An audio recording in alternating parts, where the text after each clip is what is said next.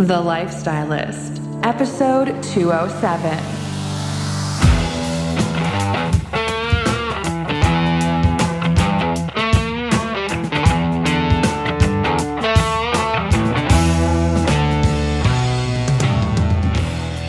I'm Luke Story.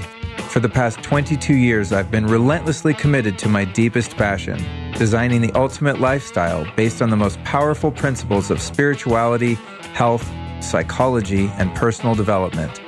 The Lifestylist podcast is a show dedicated to sharing my discoveries and the experts behind them with you.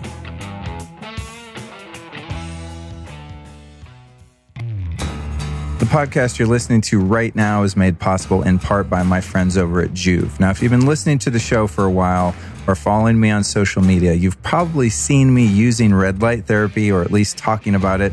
It's something that's technically referred to as photobiomodulation, and it's arguably the most well-researched biohack that I currently use. Seriously. There's over 3,000 published clinical papers on light therapy. What's even more compelling is that over 200 of them are double-blinded, randomized, and placebo-controlled.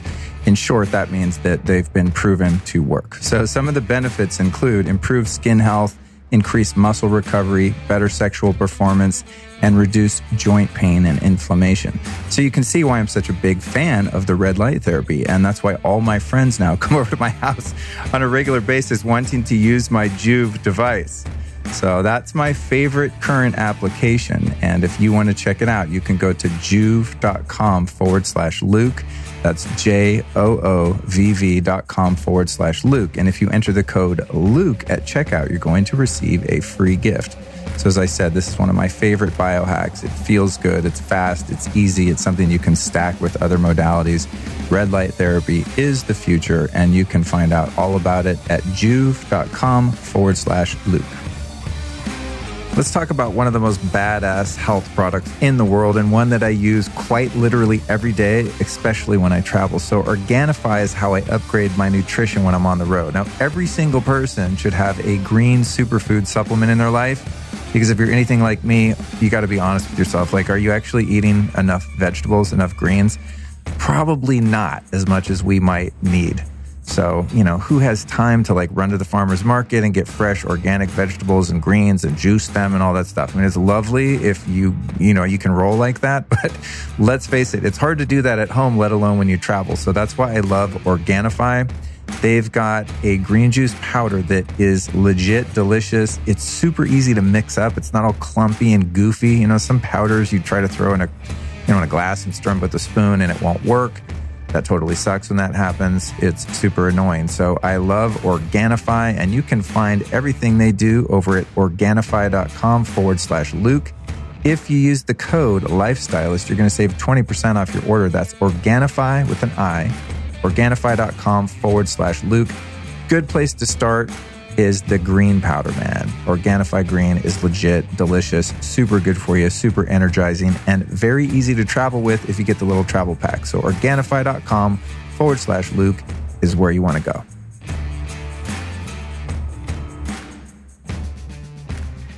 Lord Almighty, what an exciting time it is over here at the Lifestylist podcast. So many cool things going on, so many cool things on the books. I'm thrilled to bring you today's episode with Dr. Barry Morguelan, who's a world-class medical doctor and the only Western grandmaster of a 5,000-year-old Chinese source energy discipline. This dude is next freaking level, folks. His work is available through energyforsuccess.com. And he's someone I've been wanting to interview for a long time. So having the opportunity to sit down and have an in-depth, and I mean in-depth conversation with this man was truly a dream come true. And that's why I'm so fortunate, so excited to be doing what I'm doing. Before we get into this conversation, I'd like to invite you to come hang out with me this Friday, May 24th at the Conscious Enterprises event at One Hotel West Hollywood. That starts at 7 p.m. This Friday, May 24th, it's going to be a panel discussion with myself and a bunch of other conscious entrepreneurs. If you want to come, it's free, but you must RSVP. To RSVP, go to lukestory.com/events. When you get to lukestory.com/events, you'll also find an appearance I'm doing in Mallorca, Spain this July at the Rama Festival. and then also at the biohacking conference in London this September. So some really cool things going on, and you'll find tickets and information about those at that link. So here's what I talk about in this week's episode with Dr. B. Why he wanted to look outside of Western medicine to expand his medical practice, why he was skeptical when he first witnessed the 5,000-year-old Chinese source energy discipline being practiced, and what ultimately convinced him that it wasn't a scam or a placebo effect, how Dr. B got his invite into the elite and secluded group of Chinese healers. And let me tell you what, this part of the story is just fascinating. If you ever saw the movie, I think it was Kill Bill 2, where she had to go through these rigorous training exercises to study with the master. I mean, it's real life stuff like that. In fact, there were times during this interview I was sitting there going, is this dude for real? I mean, I know he is, but this story is so fantastic. It just simply has to be a movie. But for now, it's my podcast, which I'm super stoked about. Okay, back to the bullet points. How modern Western medical practices and ancient Eastern healing techniques and knowledge fit together seamlessly. And that's really what Dr. B has been able to do, is take both of these practices, both of these knowledge bases, and meld them together, which is insane. The profoundly transformative results that Dr. B has seen after people earnestly practice the methodologies they teach at Energy for Success, why he chooses to empower others to be their own teacher, guru, and healer, rather than having a bunch of minions following him around as the boss.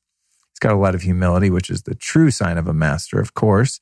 And then how the Matrix has always tried to trick us into thinking that the world is too complicated and that we've all been destined to be overlooked and overwhelmed. It's all about personal empowerment. And how we can learn how to heal from trauma using this energy work. And then finally, how we can learn to overcome external challenges to our health and well-being using the powers of this universal energy. So it is with much excitement that I bring to you now Dr. Barry Morguelan.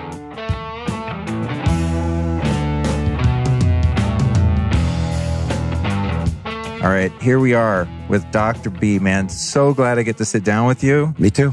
Yeah, you may not remember this, but we met briefly through Martin at Upgrade Labs. You were sitting there, I think, getting an IV, and I was there at the meeting with him, and you just started talking to me and kind of breaking down some of your stuff just randomly, and I was like, dude, I need to get this guy on my podcast. I knew nothing about you at that point. I remember. Then after we met, I was like, oh, this guy's kind of a big deal. And then I go to find out you're Dave Asprey's #1 downloaded podcast out of 400 episodes or something, and you're, of course, one of the keynote speakers here at the Upgrade Conference and all that. So I'm like, wow, very blessed to have you.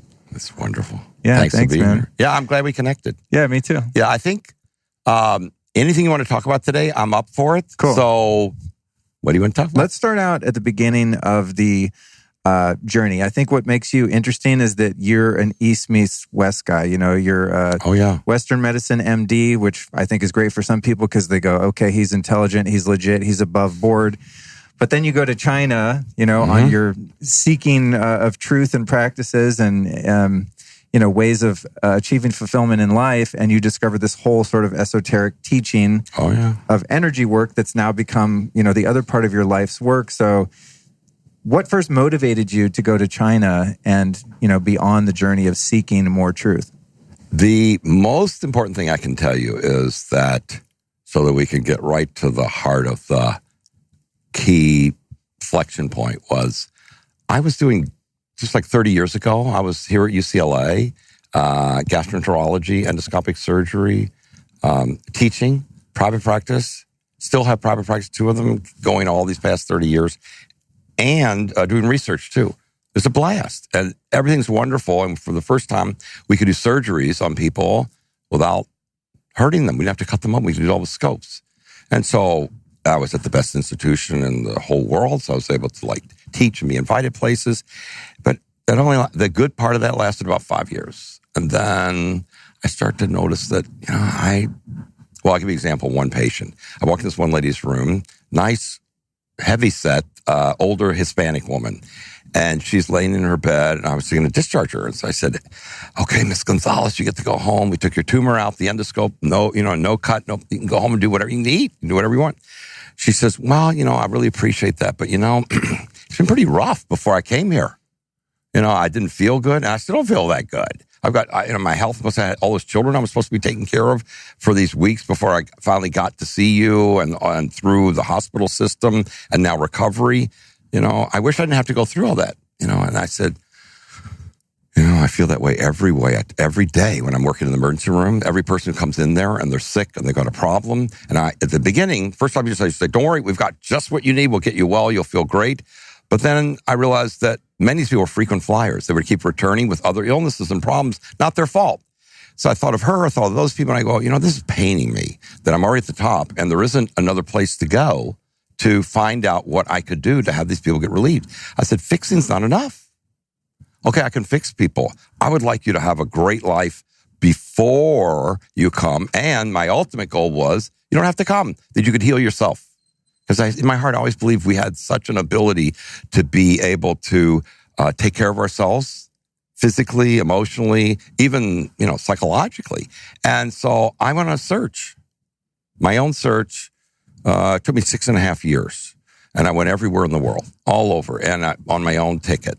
And, of course, the doctors in the building, the other guys with white coats, they all went, what are you, Indiana Jones? You're going to find the Fountain of Youth? Who do you think you are? Right. You're an idiot. You're not going to find anything. You're going to lose your practice. You're going to be gone for 2 weeks to, London, or you're going to be going to Asia or someplace. And, people are going to, it's not good. You should stay here and stay on top. You're already at the top. Why would you leave?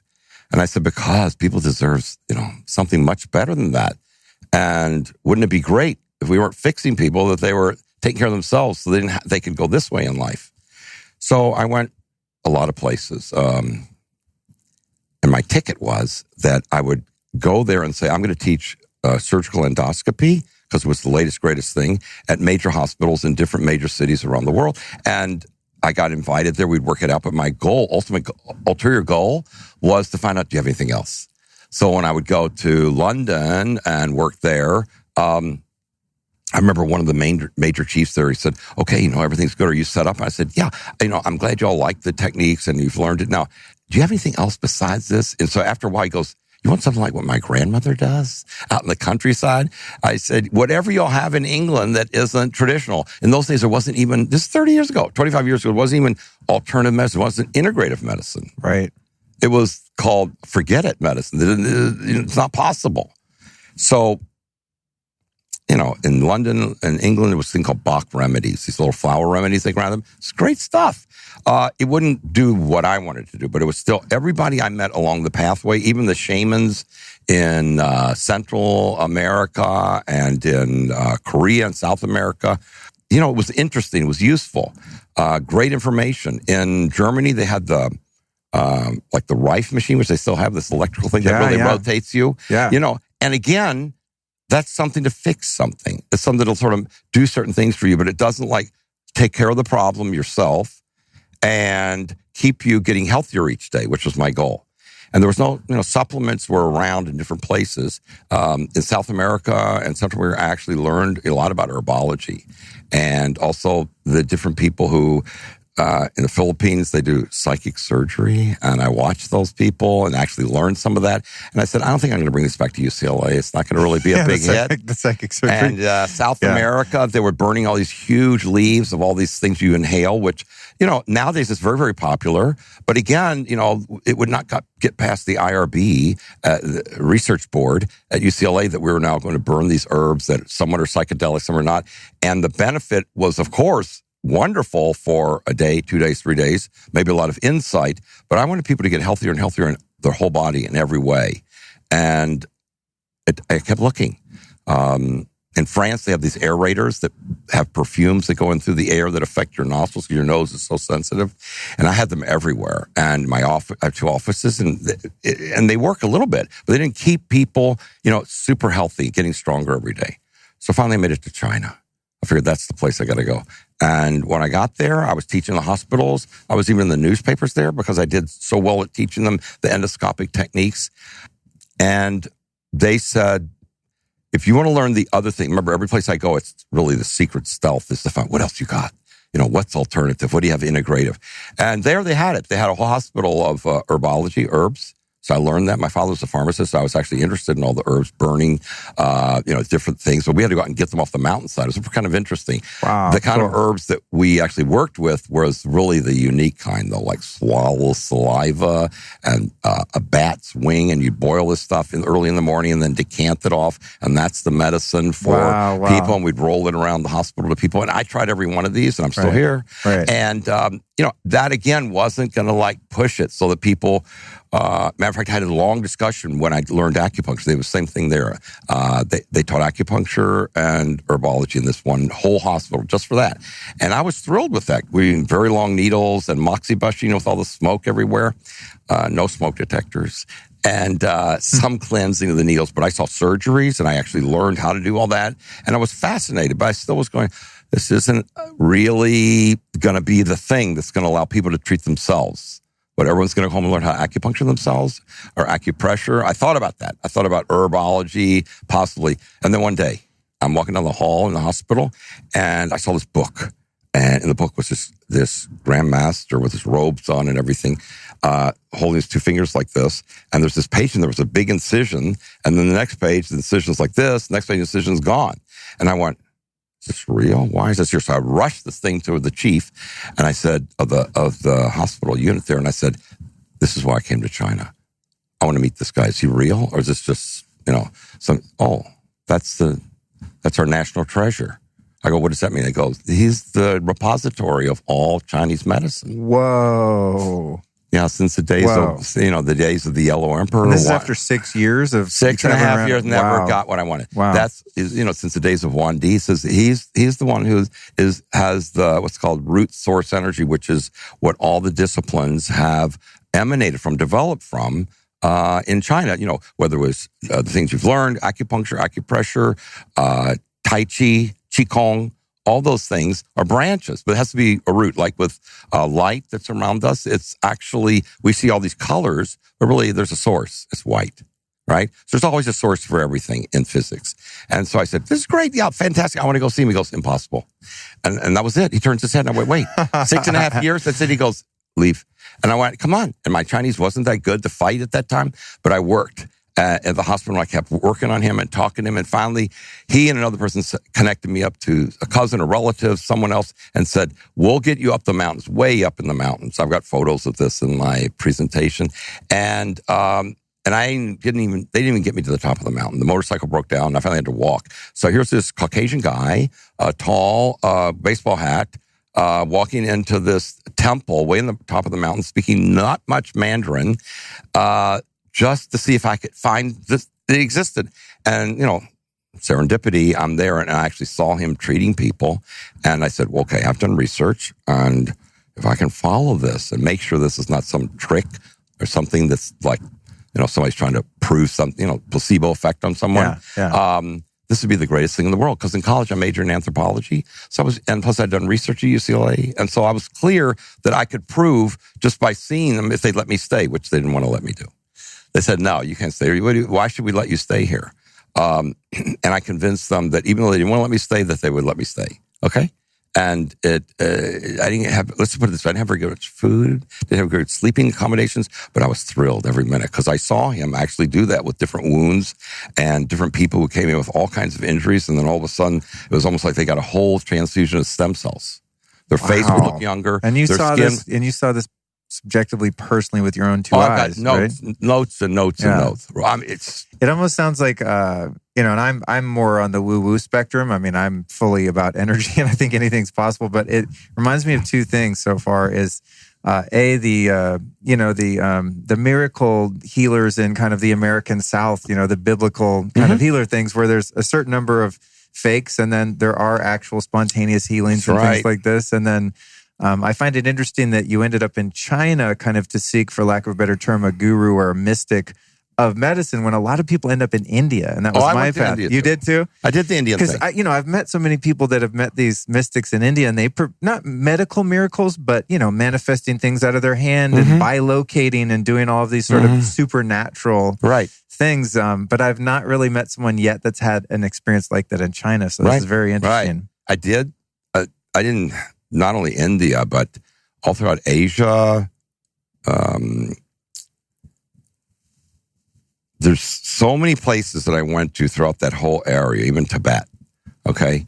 And what was exciting in those places was what they had to offer was useful, but it was always a system.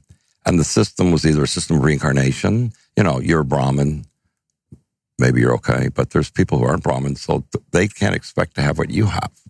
And then there's people, they say that, there was a whole lot of things that all those other systems, it just wasn't a right fit for me. And I didn't see it was something I could bring back to UCLA. Right. I had too much trappings with it. But when I was especially up there, the Bible thumpers of the American South, the faith healers coming back and, having rattlesnakes bite someone and having them survive. It's not going to fly. Yeah. Right. If they do. Yeah. If they do. Yeah. So wait, now the fun part happened. So finally they let me stay. They said, okay.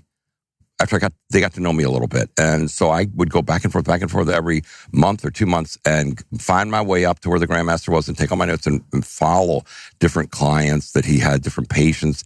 And I had so much wonderful information that I was just, this existed. I was so and my book about this is actually going to come out soon. It's not out yet, but describing some of the things that you like, which are the magical experiences that I had to okay, I'm going to write this and see if he can do this again and again and again.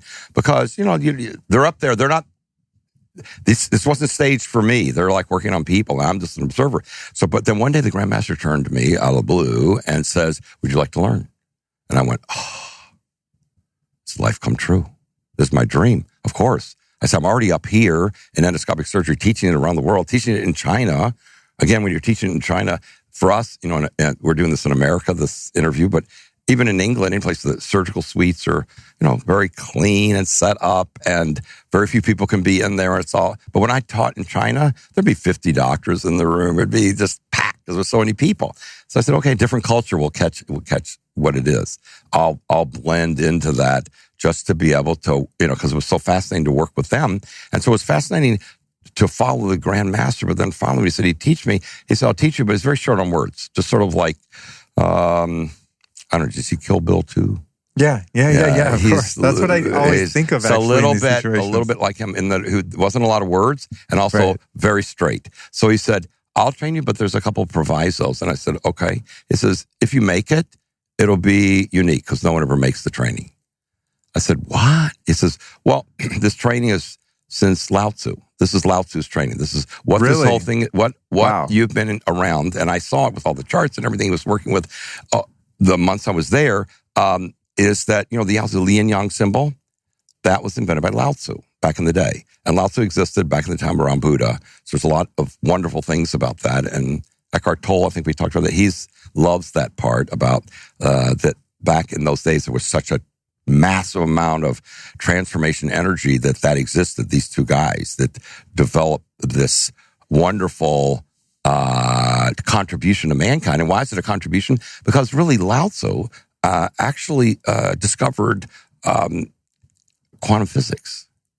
No shit. Yeah, and so Einstein even refers to him. No way. Yeah, really? in his writings. And so does, if you look at Niels Bohr, and if you look at Tesla, all these people all refer back to the yin yang symbol. And if you divide it up, the Tao Te Ching, it's lasted, Eckhart up there, 2,500 years, and still people are going, it's cool, it still works, it's useful. Right. Now, how many things do you know that's been created in your lifetime or your parents' lifetime that's still around that people go, oh yeah, that's really useful? No, we're always upgrading. But this one explanation of the other side of Newtonian physics, the quantum physics, is this whole other world, which some people call magic.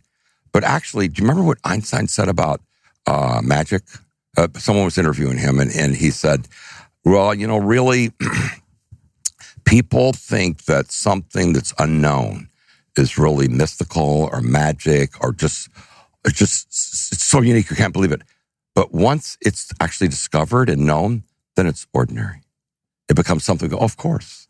Of course. Like a cell phone. Exactly. 100 years ago, you would have been a space there used to be alien. cartoons, probably just when you were getting born. Dick Tracy, he had one on his wrist, and there wasn't really one that existed. Right. Now they exist everywhere. Right. But that's not the point. The most important thing is that within this yin-yang symbol, and I welcome everybody who's watching this to go back and read anything about Lao Tzu and watch what he said in the few words that he actually did have written down, because this is an oral tradition. That's why it's never been let out to even the people of China.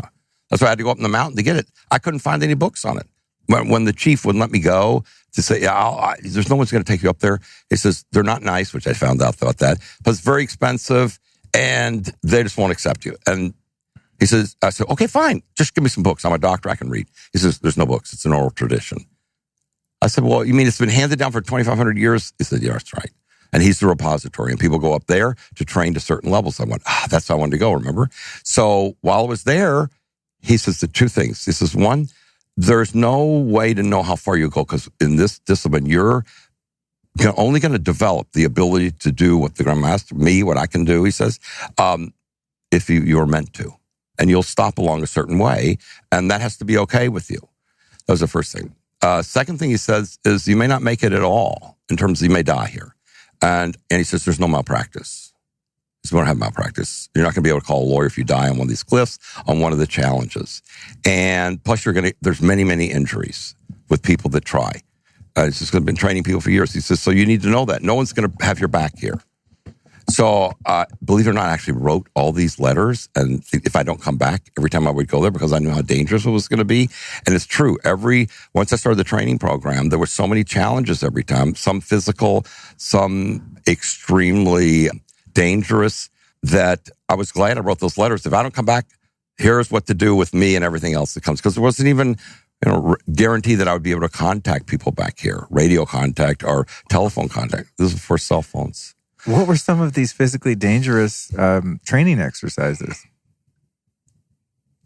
Well, some people did die in these. Luckily, I didn't. But a lot of people who were attempting to get in the program would do certain things, and they weren't set up for you to make it. It was set up for you that at every level in the mountain, you were set up to, like the Sistine Chapel where they've got the scene, one person's reaching, the other one's trying to give him the energy from there. Yeah. What this whole program that Lao Tzu is set up about is that on this side of the yin-yang symbol, sort of the side that's sort of clear and has only one black dot in it, that side's unbelievable potential. And I'll answer your question in a minute, but I want you to see why it's important to get this. The other side that's all dark with only a white dot, that's sort of like the world we know it, which is the culture you've inherited, sort of like the Matrix movie, where you're all like completely controlled and you really have to struggle hard, and sometimes you feel like you're really in it and sometimes you feel like you're not making it. That little white thing may be the light at the end of the tunnel for your life. But on the other side, it's all bright and ultimate potential. And Einstein described this also. Remember, Einstein said that the whole universe is constantly expanding, which means you're part of the universe, right? Yes. So it means you're expanding, but you have to get with it, just like a surfer. Surfer's ready to ride the waves, and as long as whatever the way the wave's going to expand and go, he's going to go with that. That's actually every moment of surfing. It's also every moment of this existence. So if the world's always expanding, and on this side you get to be rewarded for going after these discoveries of these challenges, then the best is yet to come at every moment. The other side is sort of the contraction pathway. So once the Grandmaster said there's only two choices every minute. If you're going to be here, you choose a contraction pathway, you can go home now. Just because that's for the rest of the world. You may make it in one area, you may make a lot of money, you may be powerful, you may be strong, successful, but your life will be, eventually this, and get weaker, and maybe your emotions will be whatever physically, and then finally that'll be it. Versus the other route, the one that you're actually set up for, just the same. You get to choose. Because remember, in quantum, what's the most important thing about quantum physics is that if we take you out of the experiment, it changes. If we put you back, it changes again. And it doesn't matter if you're thinking something or you're just being yourself. You're part of the equation of existence at all times. So you have a say-so. And once I heard that, I went, wait a minute, that's what I've been looking for. You have a say-so about, yes, all the things that you're interested in life, getting younger, getting stronger, becoming more able, becoming more intelligent, less Alzheimer, more intelligence, more creativity, more abilities. And so what happens is I saw all types of fighters come up there. One of their most famous fighters from China, now he's in the movies here. He was there for like 5 years and going back and forth to get stronger and more able to be 360, because that's part of your ability to take in all this. So in terms of what's available, you have to recognize at every moment what my challenge was to choose that other side, but not know where it was, and keep looking from one of the things that he had shown me that would allow me to keep reaching till finally I could reach that vibration. Because it's all about your vibrations, about what state you're vibrating at. And once you can connect to that, you're good. And so there's so many things that were weird, but one time I had the Dave Gnosis. He loves this one. Besides having to do exercises that you would consider extremely sort of yoga postures, except they were in a place that was terrible weather and not that clean, and you have no guarantee that they're ever going to come back and get you. And when they come back and get you, you have to still be doing it. You can't stop. God, I love this shit. Yeah. So, and then one time there was this thing where, I don't know if I want to tell this one. Let's tell another one. Let's tell this one. Tell me off the record. Okay, off the record. So one time the grandmaster said, okay, I want you to go out here and I'll talk to you later. And I said, what do I do out there? He said, just sit there. And so he pointed, and so it's not the guy you argue with. So you just sit there, and that was right in the middle of snow. And I went, oh, God, here's another challenge. Here it is. There's no explanation. I'm going to sit in the snow. I'm not really wearing that many warm clothes. Actually, I'm wearing almost nothing comparatively. And I was sitting in the snow, so I figured, oh, gosh, either this is one of those things where I'm going on the dark side of the yin-yang symbol where it's just going to get bad and worse until finally I'm going, this is crazy. What am I doing here? There's no learning here. This is just torture. Or there's something huge to discover, which is the truth. And so while I was there sitting in the snow, I said, okay, I've seen what he wants when we change our temperature. He taught me before how to change the temperature of my body so that it could get either warmer or colder depending on the temperature, wherever I was. And I said, okay, I'll try that getting hotter technique and getting hotter. And then I just sort of closed my eyes and did a meditation while I was sitting there because he said sit, didn't say move. And then all of a sudden, after a while, when I was zoned out, which is one of the things you get from this practice, is you sort of get into the flow state. Who doesn't like the flow state, right? Flow state's great. You're in the zone. All the basketball players who see me now, I'll go, Doc, I don't want to know the physics. I just want to be in the zone and put the ball in the basket. And I go, okay. But the point is, so I sat there, and then all of a sudden, when I opened my eyes, this huge ring of all the snow was melted just around me. And I wasn't freezing, and I didn't have frostbite or anything. And then he came by, just like the guy in Kill Bill 2, and he looked, he had a cigarette at the time, and he went, okay, you can come on out. That's the acknowledgement. So the acknowledgement is you get to go to the next challenge. Right. It isn't like, in America, how we always go, yay, you did it. Yeah. You're wonderful. It was never there. It was never there because it's always up to you. Do you want to go to the next spot? Do you want to go up higher? So when he would challenge me with certain things to do. I mean, one time I broke my finger. And I took my finger to him because I'd seen him heal that many times with people. So I said, here, I'm a doctor. If I was in the emergency room, I know how to set a finger and put a splint on it, and then it'll heal in a while, and we'll give you medication. You'll be okay. But I knew there that my purpose in being there, every moment's to learn. So I said, here, can you fix the finger? And he went, no. And I went, oh, great. He says, you do it. And I went, I haven't had that lesson yet. I don't know how to fix my finger. So once again, I had to go, okay, next level. Remember, every level's the same. You do it, you get to stay. You don't do it, you end up like the other guys. You go out the back door of the monastery. That's the end of your level. It was very, very, very severe. So when I finally learned how to fix the finger, one, I was blown away that I could do that. But that was when I'd finally jumped to another level. Now, he wanted me to fix it without touching it. It's not like, okay, we're going to reduce it like this. We're going to hold it and try to give it energy, which is okay. Those are things people do. A lot of shamans have techniques where they're holding people and doing things. But I wanted everybody to be their own strong tree, that you get to be a strong tree. Whoever you know and who works with you, they get to be a strong tree. Trees don't have to lean on each other. Everybody gets to pull in all the energy from the world and keep growing. So with each level that I had to do, there was danger, but the benefit of getting through it was fantastic. So I brought it back to the United States eventually, and I eventually made it all the way through the different levels and became the only English-speaking medical doctor, Westerner, non-Chinese ever not only trained, but made it all the way to the mastery level.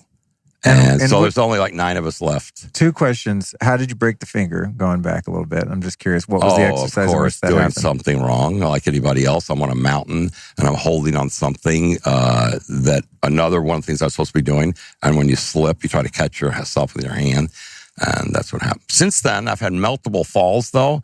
And there's other techniques you can learn so that this is stuff you're so interested in, which is the levitation, telekinesis, all that stuff. When I first started out, I used to do demonstrations of that, but now I'm interested in you not seeing phenomenon, you being able to be a phenomenon every day. When you wake up every morning to be just like you just got born, and you've got all these opportunities, and there's unlimited success ahead of you.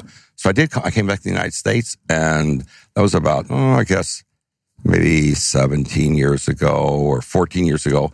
And then I kept treating people and keeping my Western practice at the same. So I do surgery during the day, endoscopy, medical patients, prescribe medications, give you a prescription. And then the evening or the weekends, hey, would you like to try something else for that thing that doesn't go away? I'm not going to mention all the things that we treated, but I got testimonials on all of them. And so finally, over the years, I collected lots and lots of data. And then finally, I said, I've proven it here in the United States that it works, and in Europe, the two places I collected the most data, that the vibrational technique, which all comes back from Lao Tzu. This isn't mine. This all comes from the physics of that within you have all these sensors. And they trained me to be able to have you, if you're getting a personal treatment, it's personal treatment, I open the sensors for you, but then you're good to go. You can then go pull in all the energy you want, and you're on your way for that particular vibration. There's thousands of sensors in your body, and they've all been ignored by Western medicine. And yet, you know of some of them right now.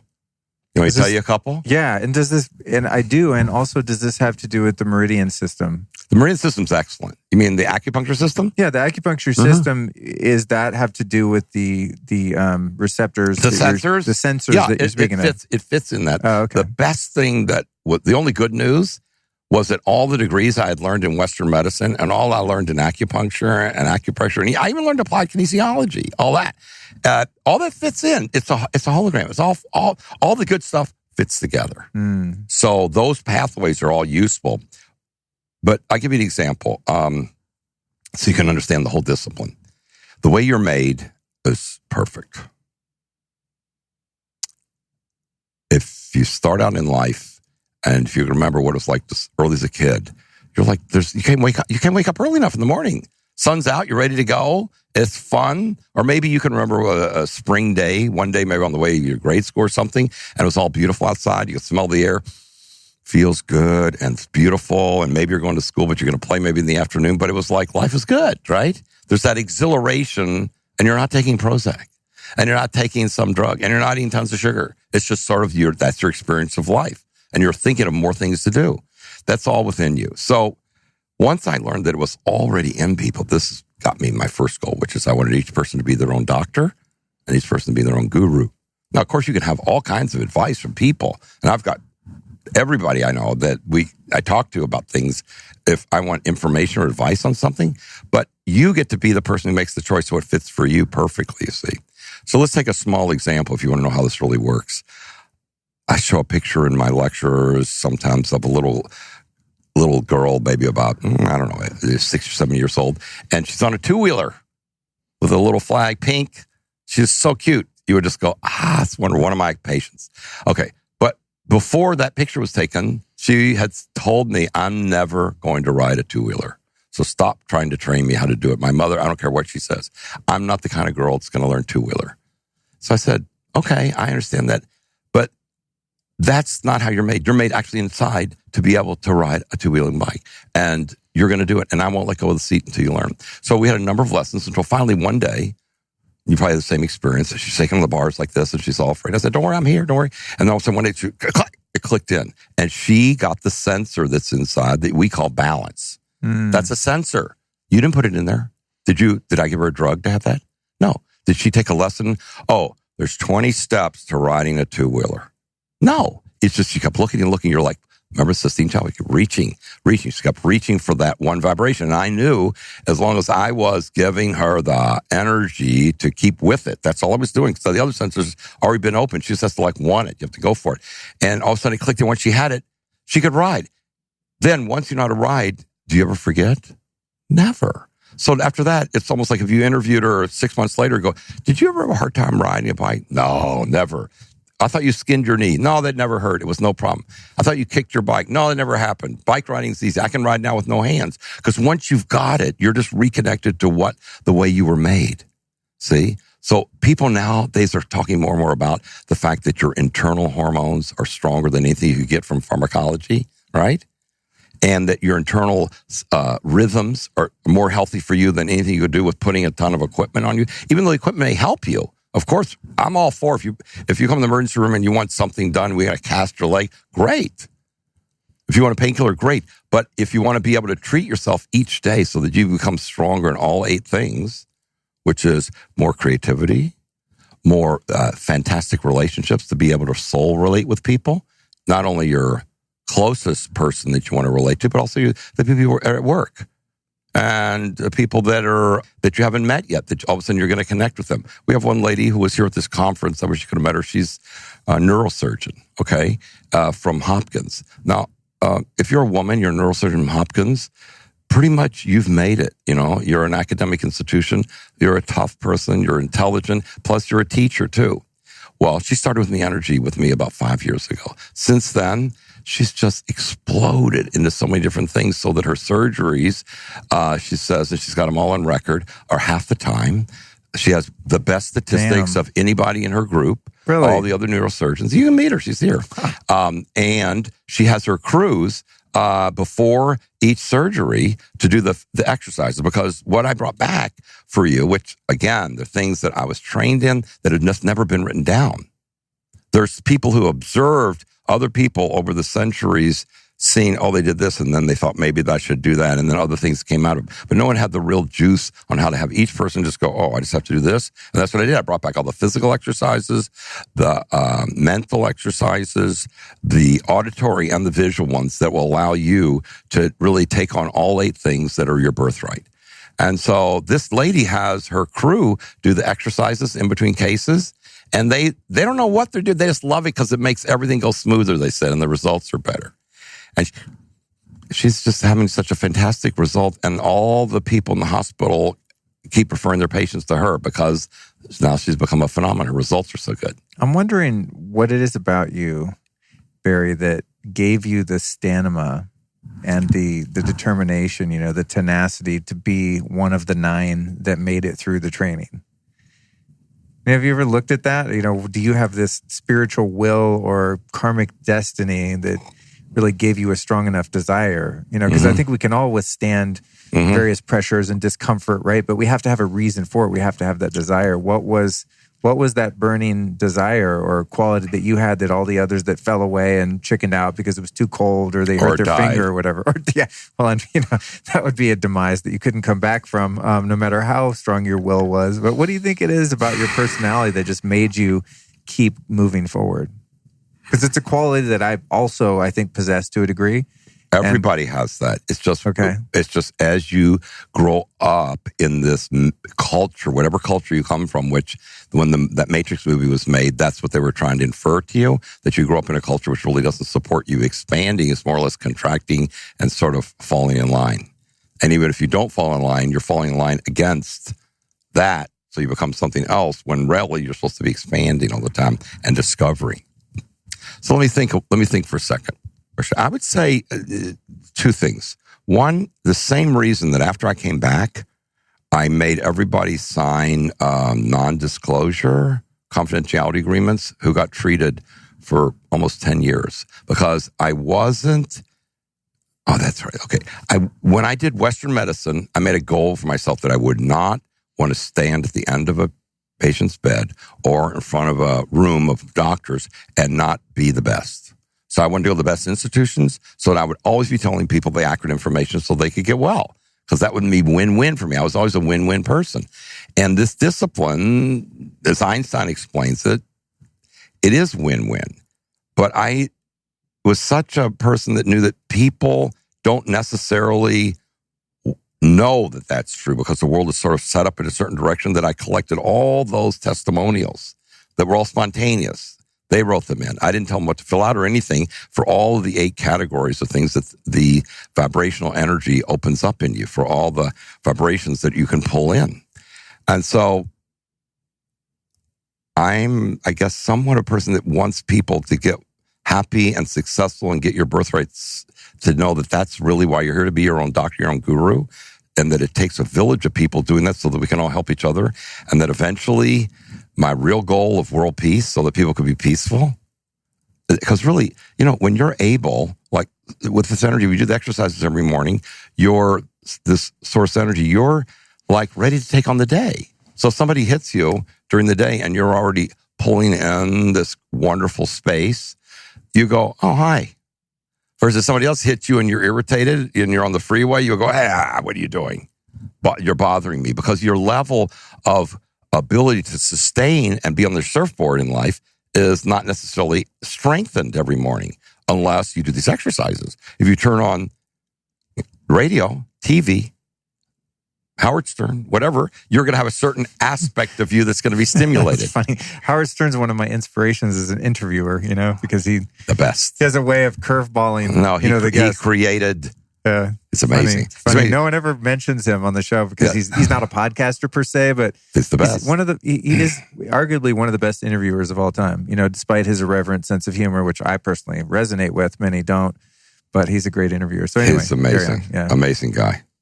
Really. So anyway, I've been a perfectionist. So I collected all these testimonials and proved that that you can heal yourself in ways that you never knew possible, but not only from an injury, but you can project, say, okay, this year I want to make a ton of money. You can do that. I've people come to me who have actually no credentials, and they say, I want to be a screenwriter. We have them on the internet, one of these gentlemen. And this guy came to me, I said, you want to be a screenwriter? Fine. Did you have training in college? He says, no, I'm lacrosse. I played lacrosse. I go, oh, good. I said, what about your family? Maybe they taught you something to make you interested in screenwriting? He goes, no, my family's all athletes. I said, oh, great. It's okay. You must have a lot of friends here in L.A. Who've made you interested in screenwriting. He goes, no, nobody. You have contacts? He goes, no. I said, so what you want is you want to have, because he had a friend who had something else where he became a superstar as an actor, but he wanted to be a writer. And I said, so you've never written anything, you've never been accepted at anything, you've never been famous, nothing, you don't know anybody, you have no contacts, and you want to make it all the way to being a successful writer, creating films from scratch. And he said, yeah. And I said, what are you doing now? He said, I'm a barista at Pete's. So $7 an hour. Okay. So I said, all right. So I said, the only reason that, the only proviso I'm going to tell you is if you watch these videos every day and do the exercises and you make your goals the way the program's set up, same way that I learned from Grandmaster, which was verbally passed down all the way since 2,500 years ago, how to manifest things. I said, the odds on chance are going to be amazing because I've got all these statistics that will show that. I said, but you have to do it every day because otherwise you're going to be pulled into the matrix, I don't know if I can do this because the exercises aren't hard, but you still got to keep your goal. Well, guess what? Within months after that, I think 6 months, he got hired at one of the studios to be a barista again. Really, it's a true story. And then after being a barista there, he come back and goes, I've only made it to being barista. I'm still here. I said, are you doing the exercises every day? He says, no. I said, get back to doing all of them. It's 30. I do 90 minutes a day, but 30, 45 minutes. You still do? 30, of course. Wow. It's an expanding world. Don't you want to keep expanding? Dave, when I first started with Dave, he says, I'm doing them 15 minutes. I go, okay, how's your results? He goes, pretty good. I said, why don't we try 30 minutes this month and see what happens? And he'll tell you on his podcast, it crushes. The more you do it, the more you expand, the more you're able to compete. I have a lot of people that are in NHL hockey or football or NBA basketball. The more you're able to detect what the environment is and then create your way through it. Just like a skier can feel their way down the mountain. So he actually kept doing the exercises. And then one day he was passing by a bunch of people. It's all true. It's all written up. That one of the bays there, and one of the guys says, oh, would you look at one of these scripts? Just see what you think about it. Because he'd made friends with one of the guys there. And he did. He wrote some notes. And they said, hey, that's pretty good. Why don't you come back tomorrow and if you want to play around here, of course you're not going to get paid, but you can play around. He goes, yeah, I'd like to. So he calls me. I go, this is the start. So it's now been, I guess, 5 years later now. It took about 2 years, but now I know this is going to be hard for you to believe. I know your audience is going to be hard to believe, but you can verify it. He's now the head of a whole writing division in one of the most major studios here in LA. That's cool. They create all kinds of wonderful trailers for all types of movies. And he loves it. And he gets to interact with stars. He tells people how to write and how he learned to write. and he does his exercises. And so where's the training? And that's the thing that made me my heart just sing. When the Grandmaster showed me, he said, listen, you all in the United States think that someone has to have all these degrees to be able to have a cut heel on their own body, or learn something about some unique techniques. It's the way you're made. So like the balance thing I said, you're set up like, he showed me, like, see, I have a freckle here. It's a little brown spot, but actually I didn't create that. It comes from part of your equipment as a body, but it's there as a sensor. The sun hits it, it gets a little more melanocytes, covers you, protects you from future sun, get a tan, but also gives you vitamin D. Right? Really? Yeah, vitamin D comes from those little freckles. What? With the sun. Yeah. Wow, that's right. And go look it up. That's funny, man, because no, I'm not doubting. I'm like, how could I have not heard that? Because many people are very concerned about sunspots. You know, because I'm a huge proponent of getting a lot of natural sunlight in your life. You've been validated. Only people that are not, the latest is that you definitely need sun, a certain amount per day. And of course, you may want to wear glasses, you may want to protect your face, but your body does need sun. That's the latest thing. You can check with Morguelan, who was here today at our booth, talking to me and doing the same thing, only with these things on listening to the breathing exercises. Yeah, I was doing it too. Yeah, within the breathing exercises, all this there, although I'm guiding you through some interesting material that's all translated from the days, and it's valuable to use, what's in there is vibrations which open your sensors, and you become more and more and more able to accomplish your goals as to whatever you want to do. So, and this is not something that I'm creating. It's just how you're made. Just like balance is how you're made. Do you go to the little girl, 6 years old, and go, I'm going to give you balance? No, it's inside of you. So how do you discover it? Well, you can try to reinvent the wheel. You can go back to China with me. It took about 20 years, hanging on mountains and a lot of danger, a lot of injuries and illnesses and bad food. And rough conditions. My bed most of the time was this floor because it wasn't meant to make it easy. We'll be right back at you after this brief but important announcement. I've been into all things health and wellness for over 20 years, and I've taken every herb, every supplement. I've tried every practice, even some that I won't even repeat on this show because they're so embarrassing, quite frankly. But I've gone to extreme lengths to be healthy and feel good and be free of any sort of disorders or diseases. I plan to grow old gracefully, and so far, so good. But one thing that I've discovered over the past couple of years, based on a lot of research, experience, and also interviewing over 200 experts in the field of health, is that one of our main problems is exposure to blue and green artificial light at night. It's called junk lighting, and it trashes you. So I don't care how much you exercise, what supplements you take, what vitamins you take. If you're exposing yourself to technology like your phone, computers, street lights, car lights, any artificial lighting at night that is not red or amber color, you're playing yourself. I got to tell you. And there is a solution to that. It's a company called Blue Blocks, and they make protective eyewear. Now that sounds really geeky. They make really cool, what look like sunglasses at night, but they block blue light. So you can go to blueblocks.com. That's BLUBLOX.com. Enter the code LifeStylist and save 15% off their eyewear. They have different versions too. There's some that you wear during the daytime or on a computer or in early evening, or the really dark ones that block out 100% of the harmful blue light at night. So you've got option there. You've got different frames, and they also do prescription and non-prescription and reading glasses. So they are hooking it up over at blueblocks.com. That's BLUBLOX, blueblocks.com. Check it out. And now back to the interview. One of the things about the rigors of your training, and also the fact that the master approved you and selected you to go ahead and, enter into his training program. Do you think that he intuited or sensed that you would be someone who would sort of use these powers for good, that you would bring it to the West and use it as a way to empower people to be their own teacher, their own guru, their own healer, rather than coming back and trying to use it for self-gain only, the selfish impulse? Because there is a certain level of consciousness that one could have where they'd say, I'm going to learn all this shit and monetize it, and only I'm going to have it, and I'm going to, the egoic route of gaining followers and whatnot, rather than, rather than teaching people how to do it themselves and empowering, but rather, hogging up the power to then siphon energy from others. Right. He must have sensed that you had the moral character and the integrity, that you had the heart that you were going to come back and do the right thing with it. The whole discipline is you were going back to the chakra system or the acupuncture system. All that has to open, and he can sense that as to how.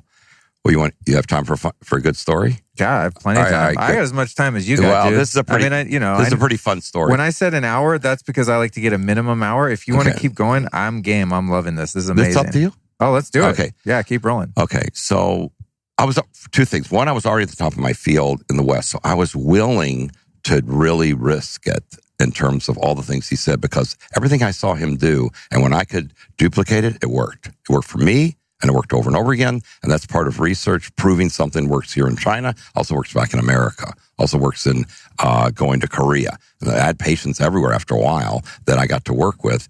And I'm still today just as amazed at people going from barista to, Beverly Hills. It's great. Makes me happy. But there's a more intimate story if you really want to hear it. Yeah, let's do it. Okay, there was a number of years into the training program. Remember, I was going back and forth from L.A. to wherever he was, which mountain. There's many sacred mountains in China. And then there would be never any guarantee that he was going to be there when I got there. Right. Because nobody cared if I got there at all. It's all a bring yourself here program. Right. And every time I got there, people would always go, especially the people that were training also, but they weren't much different than the Grandmaster. They would all look at me and they go, "Why'd you come back? Why are you here, American? You got enough in America. You don't need to be here," and all this strange woo That's stuff. That's funny. That used to happen to Ram Dass a lot, apparently, when he would fly to India, which is an arduous journey, I'm sure, much like going to China, and he'd get there and his guru would be gone to some other village, and he'd get there and it's like, he's not even here, Funny. One time he did that. One time and it's part of the teaching inherently, of a one master, time, right? I had to meet him in a place that was near the North Pole. Okay, and it was weird. And I flew there, and even getting there, that's another story, to be able to get there. And I finally found the place. I came to the desk, the hotel where I thought he was going to be there, which I had a little advantage in that there wasn't that many Chinese people in that area of the world. And I went to the desk. I said, "Has someone a group of people that look this way?" And they sort of dressed. They said, "Oh, yeah, they checked in." I said, "Where are they now?" They go, "I don't know." I said, "Well, do you have which rooms?" He said, "Yeah." "Can you leave a message?" I said, "Yeah." Well, I said, "Can you call him now?" He goes, "Yeah." So he did. He says, "No one there." So I stayed in the hotel for, I guess, almost 24 hours. And I said, "Okay, it's another test. What am I going to do? So I said, "Okay, I'll do all the practices up to the level the last time I saw him and see if I can keep advancing it." Because I was always interested in what's best to grow with the whole Einstein model. And then, like 3:00 in the morning, there's this knock on my door because I'd left a message. I said, "I'm here. I'd like to see you." And one of his lieutenants comes, who I'd known. He'd been with him for a long time. He says, "Grandmaster says that we're going to start in 5 minutes." Now, wait, I had no idea. I was like half asleep in my meditation. It's 3 a.m, and all of a sudden I got to jump up. So who cares about what you're wearing? Who cares about whether you brushed your teeth or your hair is right? I just went, "Don't leave, wait." As I just rushed out, took my jacket and followed him at 3 a.m. So you always had to be ready to go. That was part of the training. But the thing you want to know about is why I was brought to the incredible fortune of being able to get trained and stay along the levels. And so I'll tell you that story. One time I got a call by one of the lieutenants while I was there, and I actually didn't want to be around the Grandmaster unless I'd sort of accomplished one of the challenges, because then I was always concerned they may ask me and then I'd be thrown out, right? I wasn't ready yet. Like a basketball player on a team, I haven't developed my hook shot yet, so I better not shoot it until the coach can see that I can do it. So, but one day I called, the Grandmaster wants to see you, which is unusual because usually he doesn't want to see one person. It's always, he's in a group, he's demonstrating, but he doesn't want to see one person, especially someone as lowly as me, this low American who usually gets treated sort of like a, stray dog that walked into the, wherever they are. I can picture that, yeah. Yeah. And so, but it was a very quiet room, and it was like all wood and everything, and there was some candles burning, and he's sitting there, cross-legged, sort of in Buddha position, and he's holding a cup of tea. He's not drinking it. And I knew the drill, though. I knew what to do. So I because I'd been to Japan, I'd been to Korea. I knew all the bows, the genuflections, how to present yourself, which I did. It's just you get a certain position across from him so that you're ready to receive whatever he's got to tell you. And his translator was there, so I figured, okay, well, this will be useful, but he's still on the T. And so I got a little nervous. And so I just tried to really just be ready for whatever he's going to say. And so then he speaks and he says, do you know why we even decided to treat you and train you? And I knew, like, damn, it's another one of those Zen moments. There's an answer here, that's probably way off the base. I mean, if you ever studied Zen, the question could be, use your energy to knock something off the wall to demonstrate something. You have to show there's something always behind every Zen coin, right? That's why they're so useful as teaching. And so I said, oh gosh, and I've been here all this time. And I said, maybe he wants to do that. Oh, maybe he wants his son to go to medical school in UCLA, because I knew he had a son and he knows I'm still there. He wants me to help him. So I thought maybe I should tell him that. But that's the matrix talking in your head, trying to give you the latest, greatest reason about how to figure someone else out. So then finally I dropped down into my heart and just went to the space, and I looked at him. I said, I've got to tell the truth. I said, I really don't know. I've got multiple medical degrees. I've been successful there, but I had to tell the truth. I didn't. He took a sip of the tea. He said, you gave the right answer. I'll tell you. I mean, it was amazing. And at that moment, it was almost like all the space in the room just started shimmering. I mean, really. And I got really warm. And I was like, started sweating. And so I had to take my jacket off. And he starts telling me about my life. But he'd never been to the United States. Ever. He didn't know. Wow. He had never been to Kentucky, where I was born. He started telling me things about my youth. Start going back in my past. And so he went all the way back to where I was about around, I guess, 5 years old. And he said, why is it that when you were really, really young, you knew about this energy and you knew that you could treat people, and you had experiences where you actually did that, and you sort of ignored them and denied them and just fell into the whole Western culture that magic is a trick and that it's all something that we're not privy to and that's actually not our birthright. Why did you let go of that and go on to become a doctor instead, a Western doctor, to try to validate something else? And then he went on and told me more things about my life, which I'll tell you private sometime, that were wonderful, interesting, phenomenal things that he told me about who I really am as a person. And he told me instances when I was a kid where I demonstrated that, and as through my life. And he said, so you need to know that all those are a sequence, and you finally made it from then all the way over to here to this, because this was your root set up.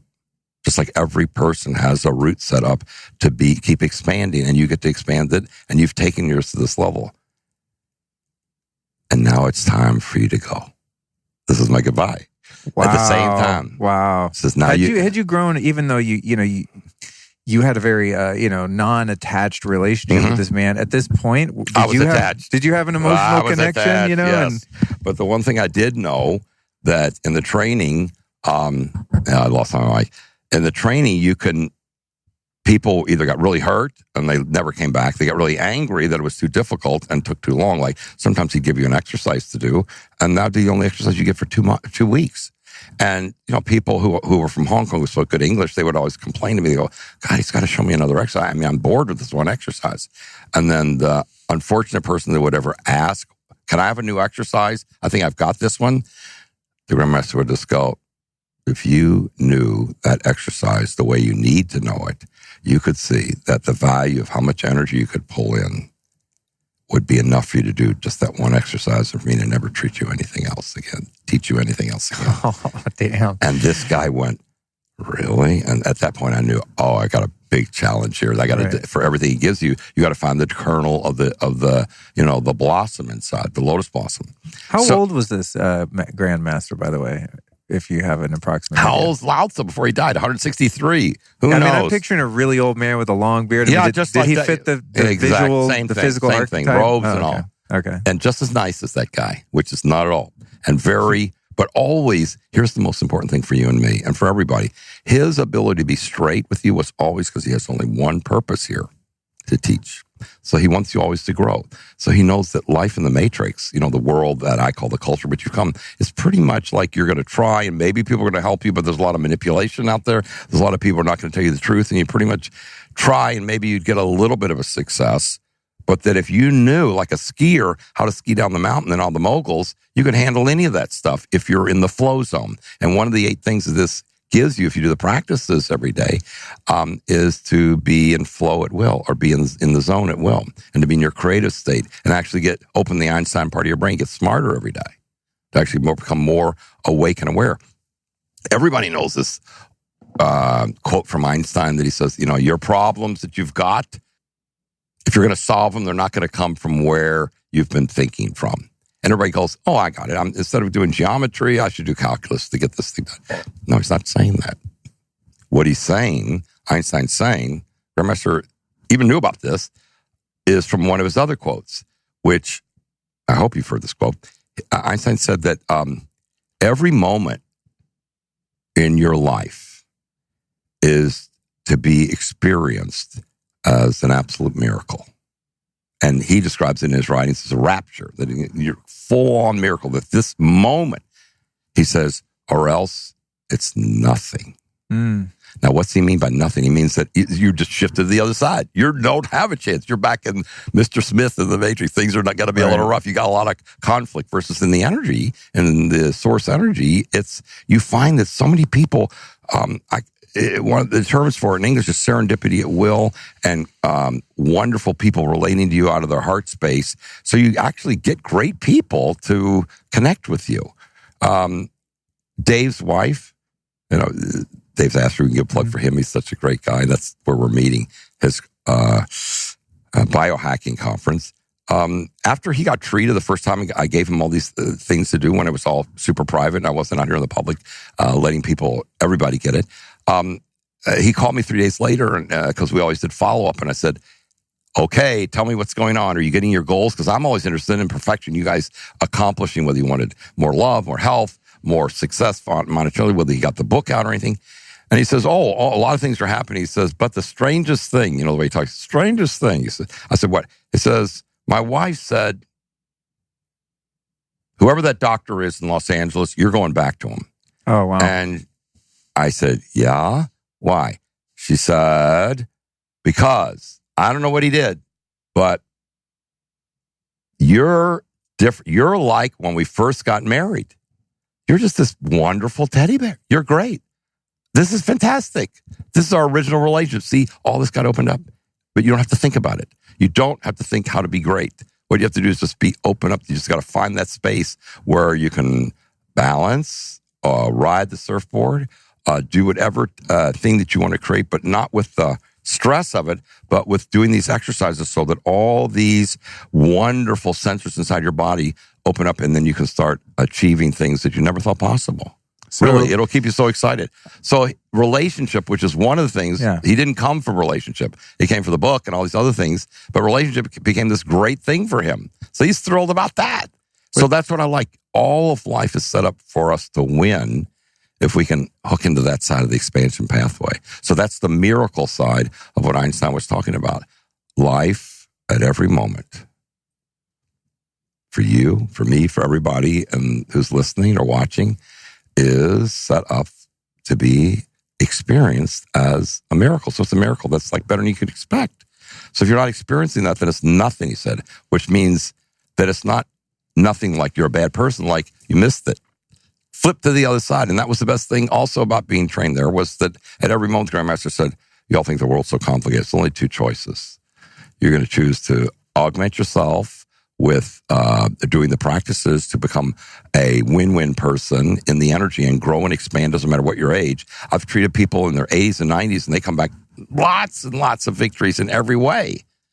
One lady told me, she said, I'm now 87. I just want you to know, you should tell people that I made a tremendous victory with my sister. I said, what? What happened?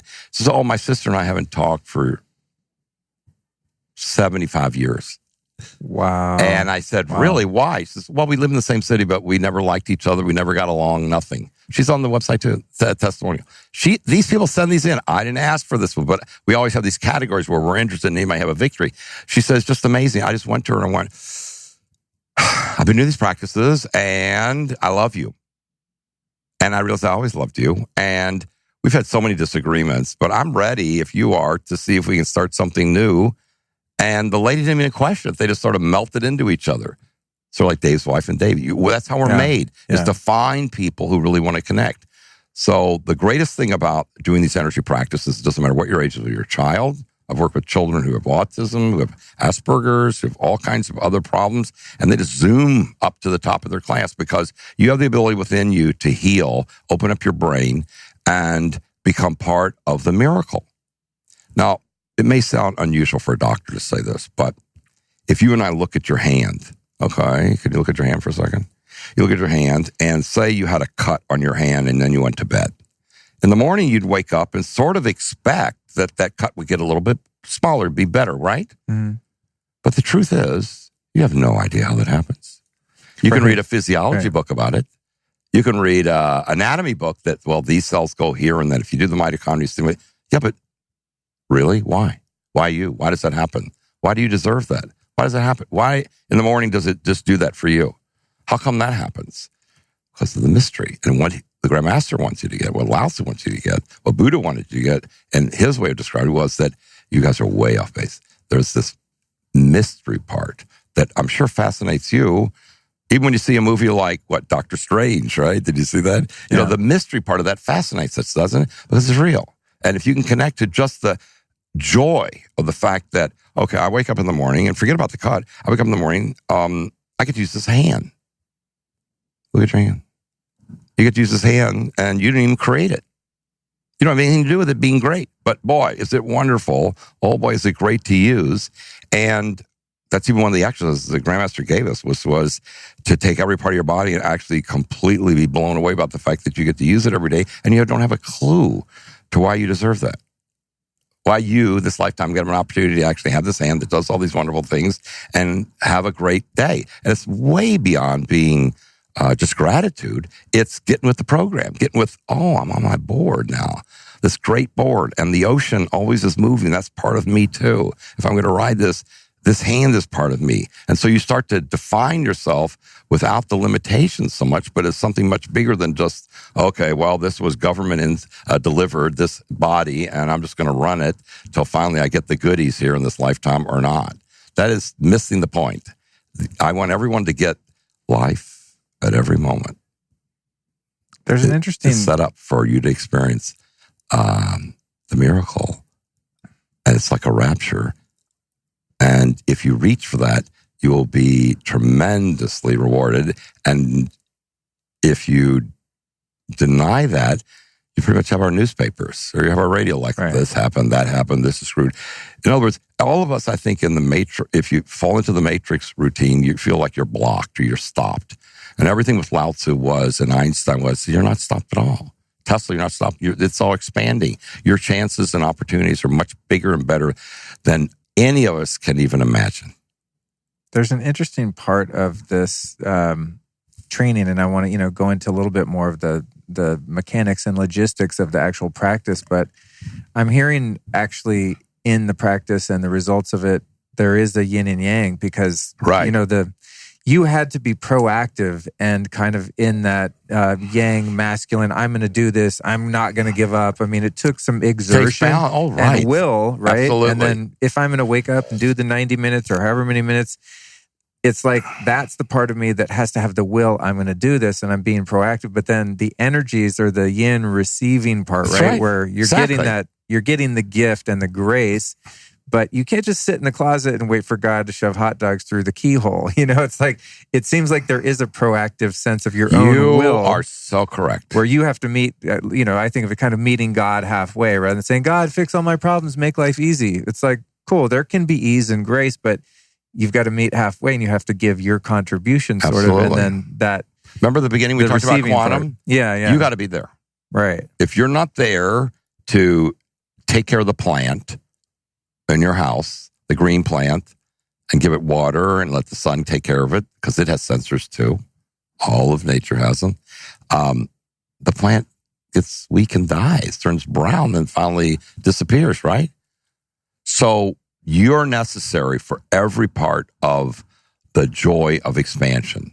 And most people go, well, I'm doing okay. I'm just in momentum.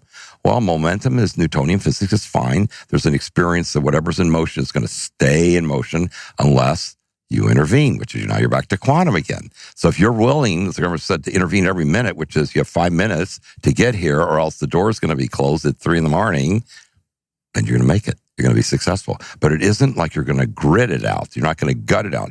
You're going to get with the energy of that you can be in the flow state all the time. And your body, one of the greatest things I love about the energy practice is you become more flexible. I have so many yoga instructors and Tai Chi teachers and Qigong teachers. Someone just won an award this weekend as they got their higher belts, because really all these motions that you learn to do, the ikatas and even things from Japan, those things are your natural body motions, where they originally came from before they were written down, pulling in the energy at a certain level.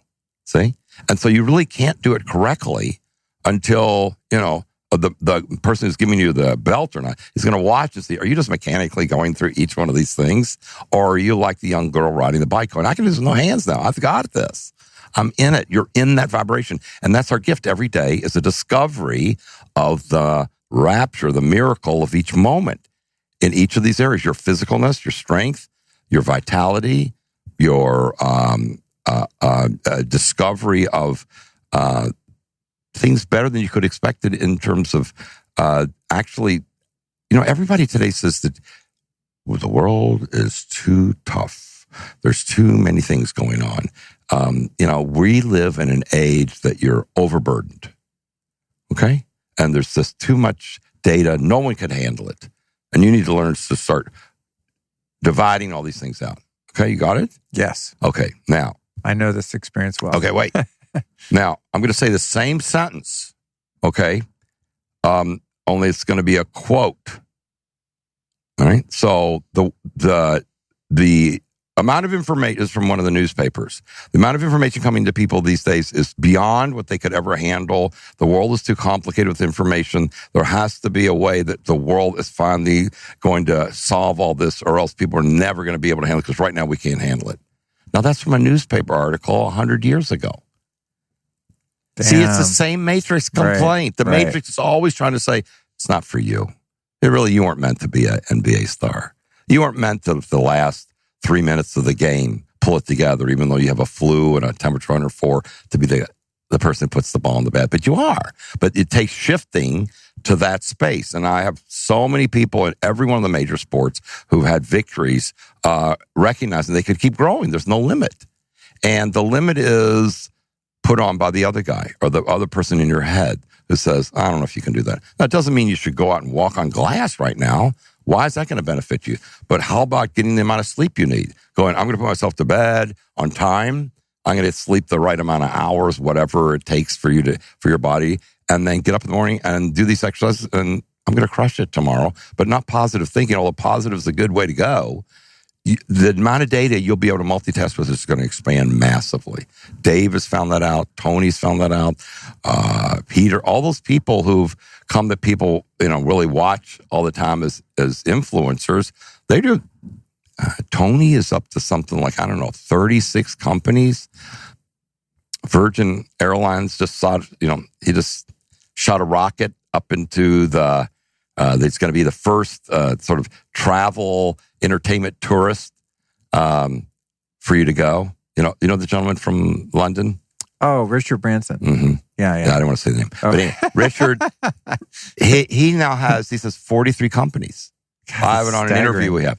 And so he has 43 companies. And I asked this question, I said, I want you to tell people what, he says, it's really, you just have to get one company right. And the way to get one company right is to be able to make great decisions. But to be able to make great decisions, you've got to learn to choose people. You got to learn to be able to connect with people at every level in your company. And it's really got to be real. It's got to work that you can be with people at every level of your company and make it work. And if you can do that once, you can then connect to go into all different types of companies after that. Take a guy like Tony Robbins, right? Who I recently, after all of these years of just kind of seeing him on the periphery, and I finally went and did a couple of his events, and they were amazing, very transformative, powerful. And I look at a guy like that and I go, wow, he's really got his act together.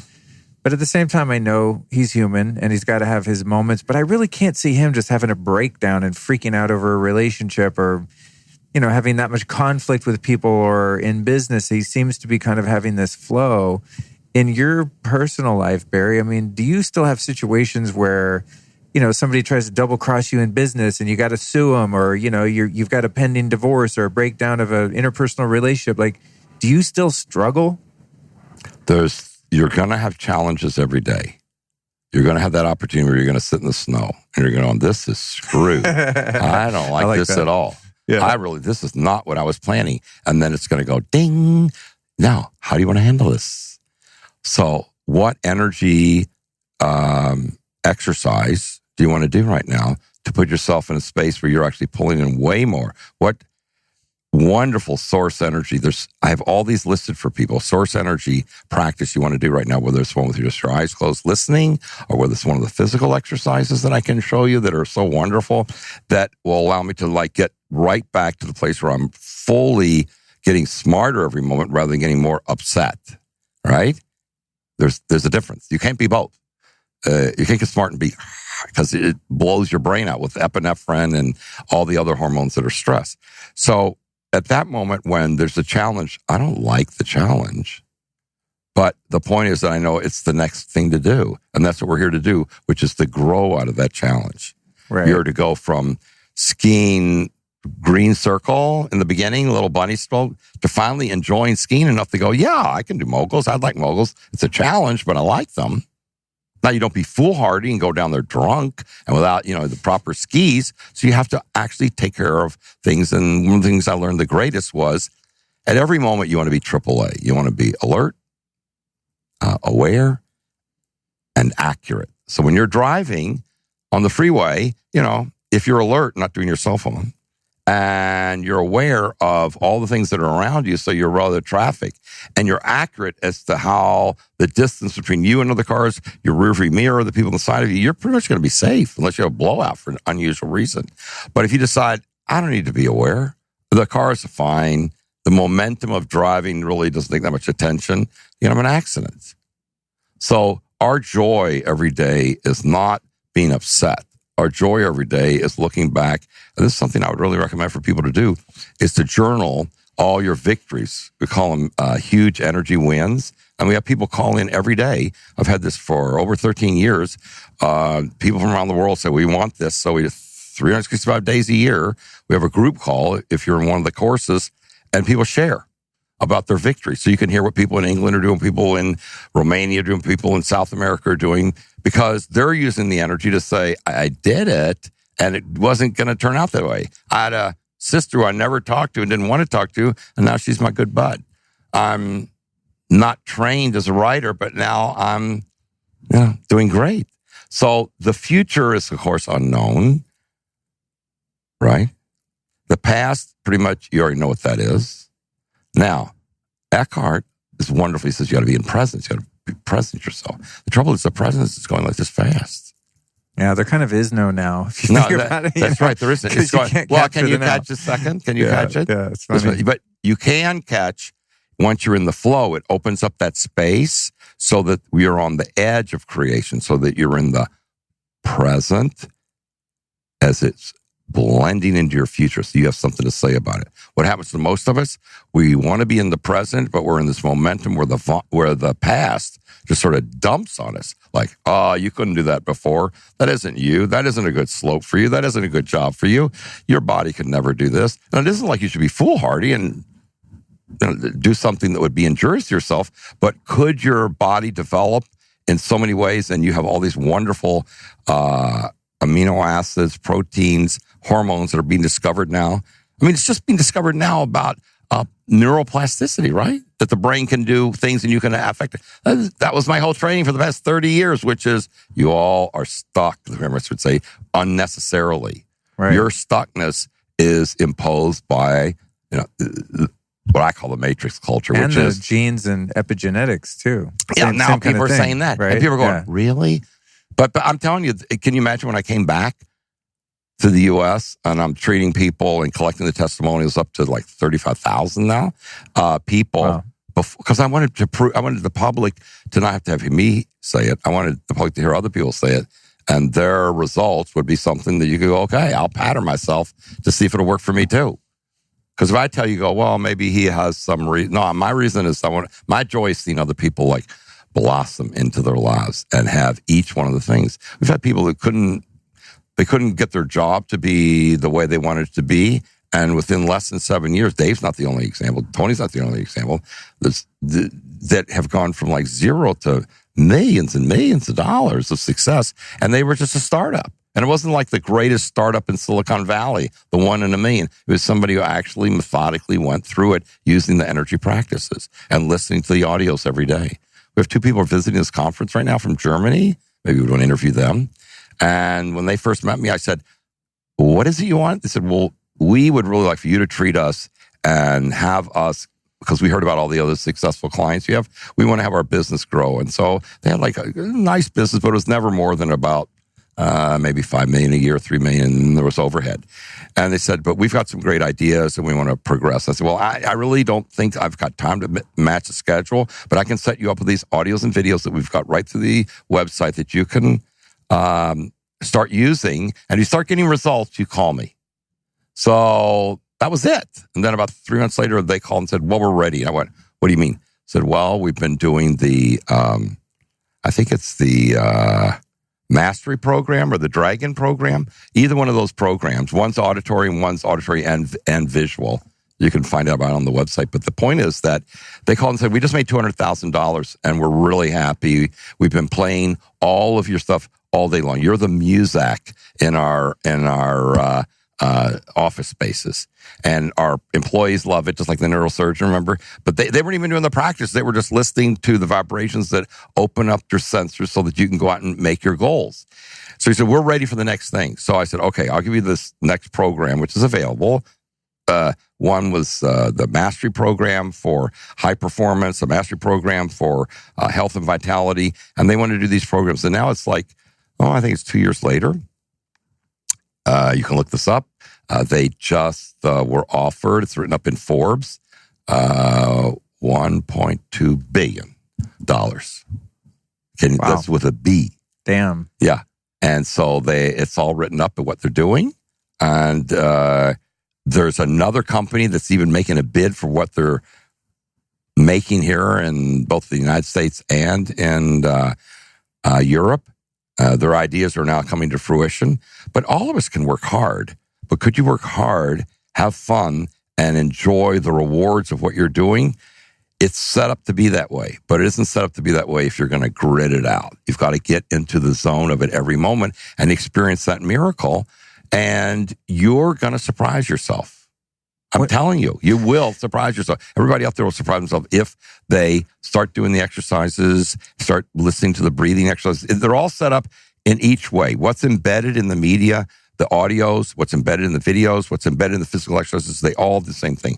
They open up different sensors. You have thousands of them in your body so that you can then go out and make it happen. One of the best fighters in all China used to come to the mountains up there where I was, and he was seeing the Grandmaster, and I was thrilled to meet him and finally got to know him quite well. And now he doesn't fight anymore, but he was the champion for 5 years in China, barehanded in martial arts. You know, something we do, the Octagon here or something like that? Yeah. And now everybody knows his name. Like I say it, but he's in the movies as a phenomenal martial artist, Chinese. And he does the practices too, because that's how he stays young, vital, and powerful. When you talk about the ability to face adversity and transmute that based on your perception of it and the energy that you're bringing to it, and you mentioned how we're confronted with a situation in which there's stress that arises, right? And then we get this flood of stress hormones in this fight or flight situation, which to me, in my own subjective experience, has a lot to do with early trauma. And these are ways that I learned how to react to trauma. And now I might have a similar situation that is in reality not threatening, but because it's been threatening in the past or something similar, I have this reaction to it. And over the course of years that I've been meditating and doing the things that I do and working with energy and Kundalini yoga and breath work and all the things. Yeah, I learned them all.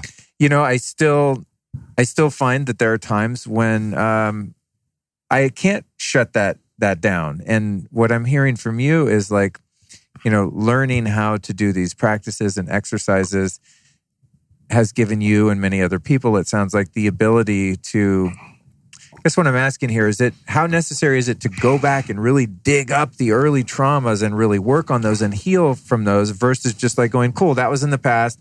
I'm seeing that it's triggering me now and I'm just going to treat it now energetically. Do you see what I'm saying? Mm-hmm. So how much regressive work has to be done to kind of clear the path so that I can now operate in this new response? Or do we just go right to the new response, learn the techniques? What do you want?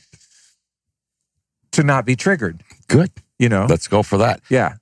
We could talk when I'm with psychiatrists and psychologists, which I have lots and lots of clients over the years who just call me all the time and go, this has helped my practice so much. I have my clients listen to these breathing exercises, and now what I'm telling them works. They listen, and it's now blending into their brain. The resistance is not there.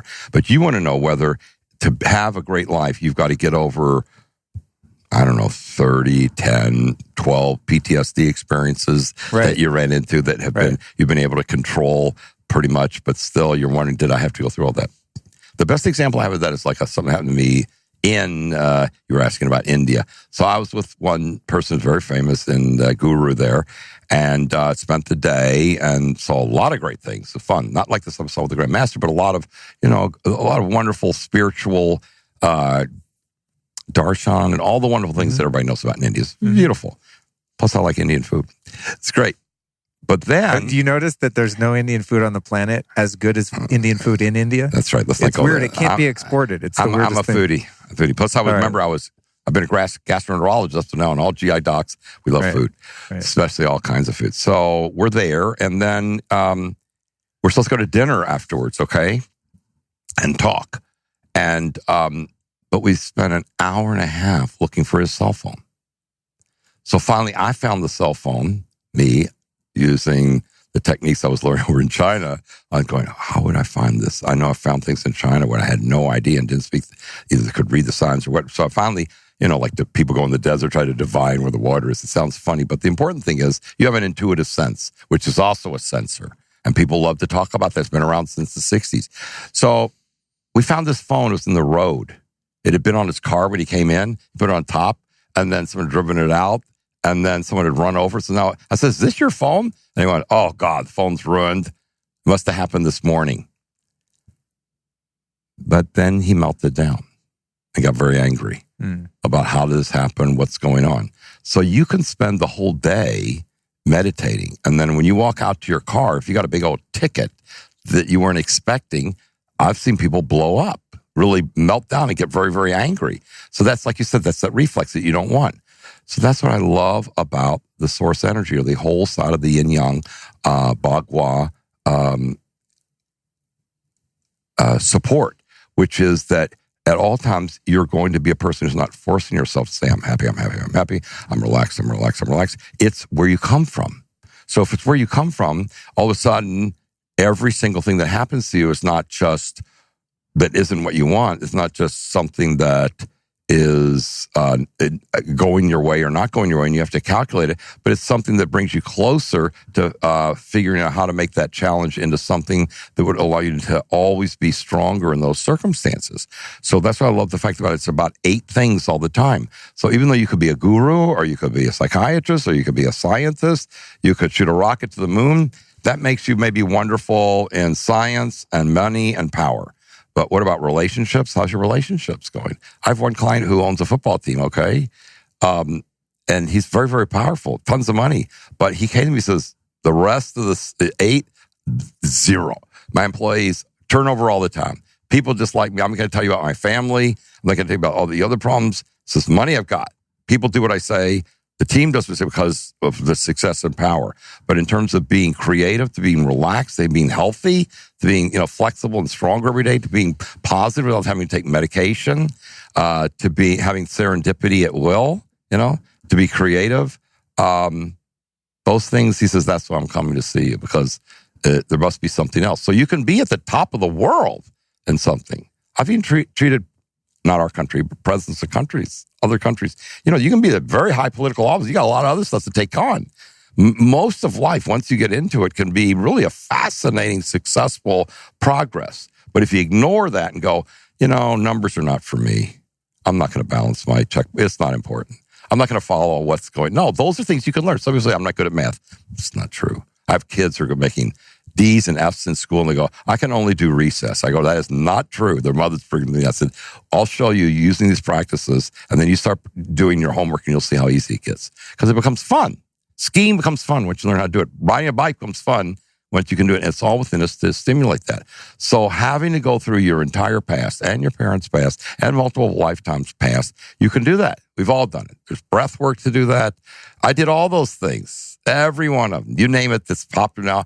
I investigated because I thought maybe this is a thing that would allow people to not have to come to the emergency room. People get stronger and healthier. But no, you don't have to go that route. That's the very low route, and also it's a painful route. And that's not the way you were meant to have every moment be something that you expand into. And I think you know the story about the old story. I think it's in, I don't know where it is, the lady who lifted the car off the baby. Yeah, sure. Yeah. Sure. So, I mean, did she take a training program in the gym? No. Was she strong? How come she's able to do that? You have tremendous abilities in you, but you have to, at that moment, I'm not going to do my PTSD. I'm not going to figure out my family. I'm going to figure out what my strength is. I'm going to do this. And I have stories of same thing with people that we've gotten through heavy-duty martial art programs who were just people who did not even want to raise their arm. And now they're just great. But it's not positive thinking. It's who you are inside. What makes you beautiful inside? Wrong. Let me re-say that. What makes you beautiful on the outside is how you're on the inside. Your beauty comes from the inside. What makes you more intelligent, more able, more competent, more balanced, all can come from these sensors on the inside. And then you start to experience yourself, not just this inside here, but inside here, here, here, and then you expand out and you become part of a world community. When you talk about the matrix and, you know, this kind of obscured veil that many of us live within, you know, we're taught all of these limitations, and there's so much misinformation and deception in the media and in Hollywood. Everywhere. And, you know, I mean, even your best friend can give you misinformation, right? There is a lot of gray area in the world. It's so easy to get misled, even for an earnest, integrous spiritual seeker that can be duped by, you know, a charlatan. And there's there's a lot of, in India, they call them FAKIR, fakers. yeah. So when it comes to that matrix, if we, you know, look on the macro and we kind of go up the power structure, there does seem to be, and I don't want to be paranoid or too conspiratorial, but because of selfish interests of certain human beings that rise to power, there does seem to be, in many cases, a very deliberate suppression of our innate power, our innate abilities. You mean a conspiracy theory? Yeah. Okay, that of the sovereignty of the individual, that there's a sense of collectivism and a power structure above suppressing. Would you subscribe to that? It's the part. There's two sides at all moments. It's all physics. If you use the quantum side, you're going to be able to create in the moment out of anything you're doing. If you're going to do the part that whatever's in motion stays in motion and nothing's going to get in the place of that, then you could be in a terrible place and you figure, I've got no way out. That's wrong. I've got two clients that made it out of the concentration camps. And their stories of how they made the concentration camp was that there was like 1,100 of them left that were let out of the camp at the very last day. I hadn't treated them then, but the story's great. And so the guard said, all of y'all go this way, and, you know, the war's over, we're closing the camp. And they survived. So my friend became a client and wonderful guy. He and his friend, who had lived through horrible things for 5 years, they got there when they were very young, said, you know, what do you feel? What do you think? And they both said, I don't know.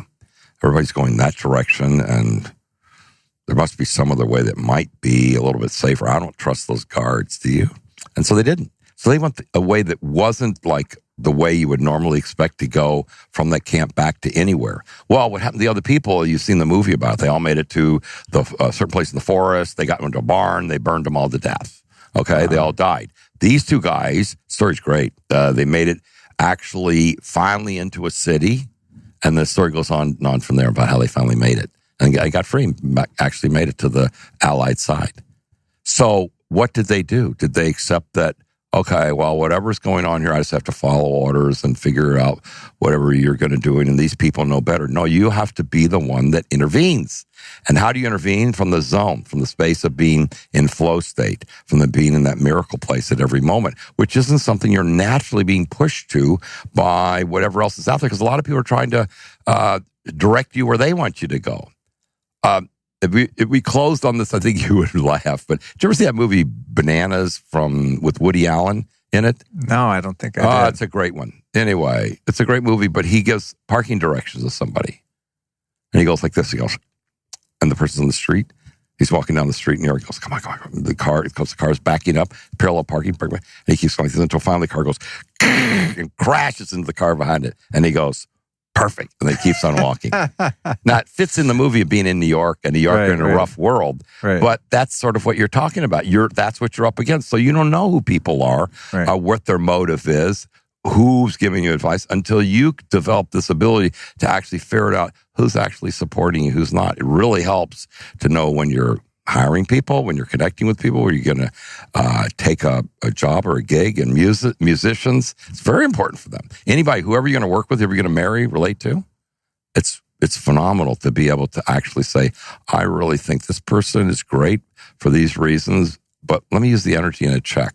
And once you check, and there's all these ways that in all the courses, it shows how to make business decisions. When I go into companies and we do all these, I give them all these different templates on how to be in the energy and do make a decision that will support you short-term and long-term. And then how to test that in reverse. And people come back all the time and go, you should just do this for businesses. You don't need to even teach the other stuff. Just tell them to take these exercises and that'll be enough. And mothers say that about children too. They say, you should just take care of children. So that's why we have all these programs for kids, young adults, and every age, and every level of intelligence and education. I think I was going to tell you earlier, one thing the Grandmaster showed me was that he once took a farmer, and he showed me how this farmer had been with him for the longest time and actually could do things that he was working up the level as versus also the level. We're not talking about that phenomenon, like telekinesis, things like that I know you're interested in. And he said, sometimes, it was very pleasant when he would point something out. See, you all think that you have to have some born genetic ability to do these things. He's a farmer with no education. His family's never had any money, nothing, living on the side of a mountain in China. And now because it's in everybody's body, just like it's in him, it's in you. And that was the end of the session. Then you'd have to go do your practices. So I welcome people to, try it. Do the physical practice or listen to the audios. I think you were listening to one earlier, very short, but we have one for that Dave had us make that was another podcast, that has a breathing exercise on that that's quite long.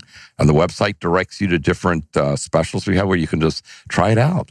I think people just get tremendous benefit. I'm just interested in your success. I'm stoked. I'm gonna start diving in there now. There's one. Are you gonna take on your movie star career, or are you gonna be the camera? No. I think I'm gonna stay. Behind. People can see it. This is a video, right? Yeah. People can see you fit the bill. I'm gonna stay behind the. You don't look like a grandmaster. You don't have this long beard. I've tried to grow a long beard, but it gets too scraggly. You're much more as an interviewer. You're very, I wanted to ask very kind. Thank you, man. Thank you. I appreciate it. Same to you. I wanted to ask you one last question in regard to, overcoming outside challenges, and that being one, we're here at this biohacking conference, right? And over the years, as I've started to become more aware of, things like cell towers and blue light and all of these threats. And now you're into Dave's territory. He loves this. Now you're a tech. The toxins in our environment and all this stuff, Not good. There's kind of a fine line between awareness and fear and paranoia, and I think at a certain point, it's an excellent question. When you're a health enthusiast, that the fear and neurosis about controlling your environment so much, it's probably more deleterious than the actual threat in some cases. So I interviewed Dr. Bruce Lipton the other day. I know Bruce. Yeah, and he's been in the Long time coming. Finally, he's getting his day in the sun. So I was, and hopefully I had a small a part in that from my audience too that was unaware of his work. But I was asking him about that because it's all about quantum physics and the biology of belief, and that absolutely. your even belief. And his tells you about the genes too, how they're expressed. And that he's been saying that for years. His book's been out since what, 15, 20 years? It's been out a long time. The biology of belief. Yeah. So I asked him. I said, "Well, listen. Okay, so intellectually, scientifically, I know that if there's a Wi-Fi router over there, I can test the radiation, and there's studies that prove that radiation is not good for my biology, right? Okay, that's just a scientific fact. You're also telling me that quantum physics is at the height of science, and quantum physics would say that if I have an energy field, say an auric field that's strong enough, and I have a belief that's strong enough that my personal power physically and otherwise is more powerful than the Wi-Fi radiation that I'm being hit with, that I'm going to render that radiation inert and that I'm going to be harmless if my belief is powerful enough." And he said, absolutely. He said, absolutely? Yeah. And the blue light and all these things that we're being faced with, so to me, it's like, well, can I drink rat poison then and live because I believe that it's good question, table sugar, So okay. From your teachings and the master and all the work that you've done, where does what do you think the answer is? I don't know. I'm so curious. I'll guess it. I'll tell you what I had, 25 years of learning this. I'm going to guess that you say you do have the power to overcome these threats, that you're going to be on the side of Bruce Lipton, that at a certain level of development or understanding or heightened consciousness, that you can be rendered safe from these threats, at least to a large degree. Okay. The most important thing for everybody to get is that every day is an opportunity to expand in all 8 of these areas, okay? If you take that on, then when it comes to you being around somebody coughing in front of you with the flu, you being in a place where the temperature isn't great, then your sensors are open enough so that your body then rearranges itself so that you can handle it.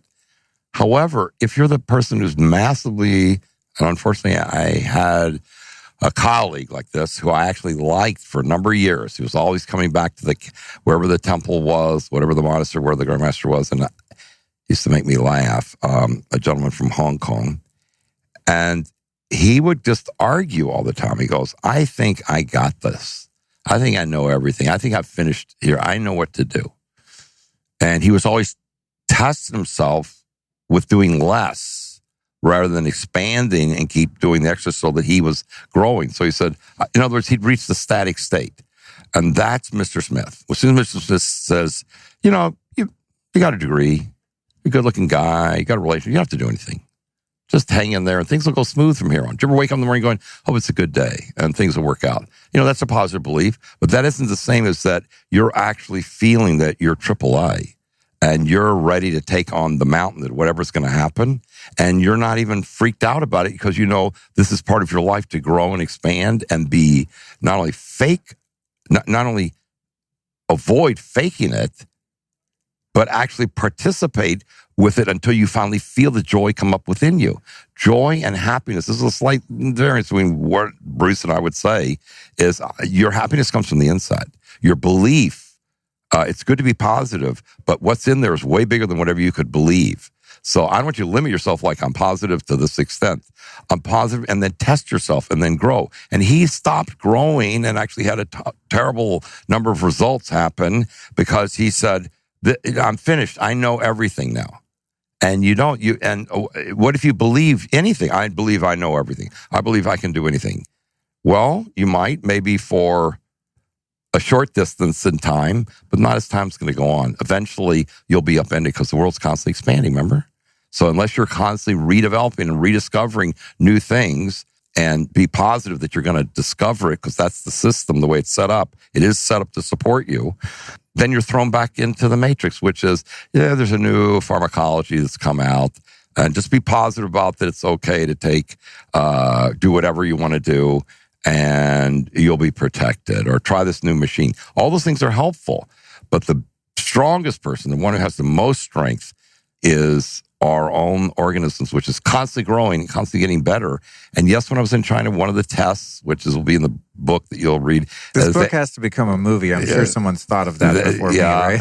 Actually, there is. As you tell the story, I'm seeing the visual of you on the mountain hanging on, and it's snowing and the wind's blowing. There's one made from one of the people that was actually knows me, was Dave always quotes, here's the real Dr. Strange when he introduces me on the stage. But I had to take a lot of things that were ingest that most people would consider a poison, okay? And that were dangerous to take. And one of the tests was, first, everybody goes, well, how many poisons have you eat? And did you just have to take anything and just swallow it? No. What I had to do was I had to be able to detect what was the substance they were giving me and whether it was a poison or not, and whether I was going to be right or not, and how I could tell by ingesting a little bit of it or more of it or whatever, until finally I could see that I could tolerate it.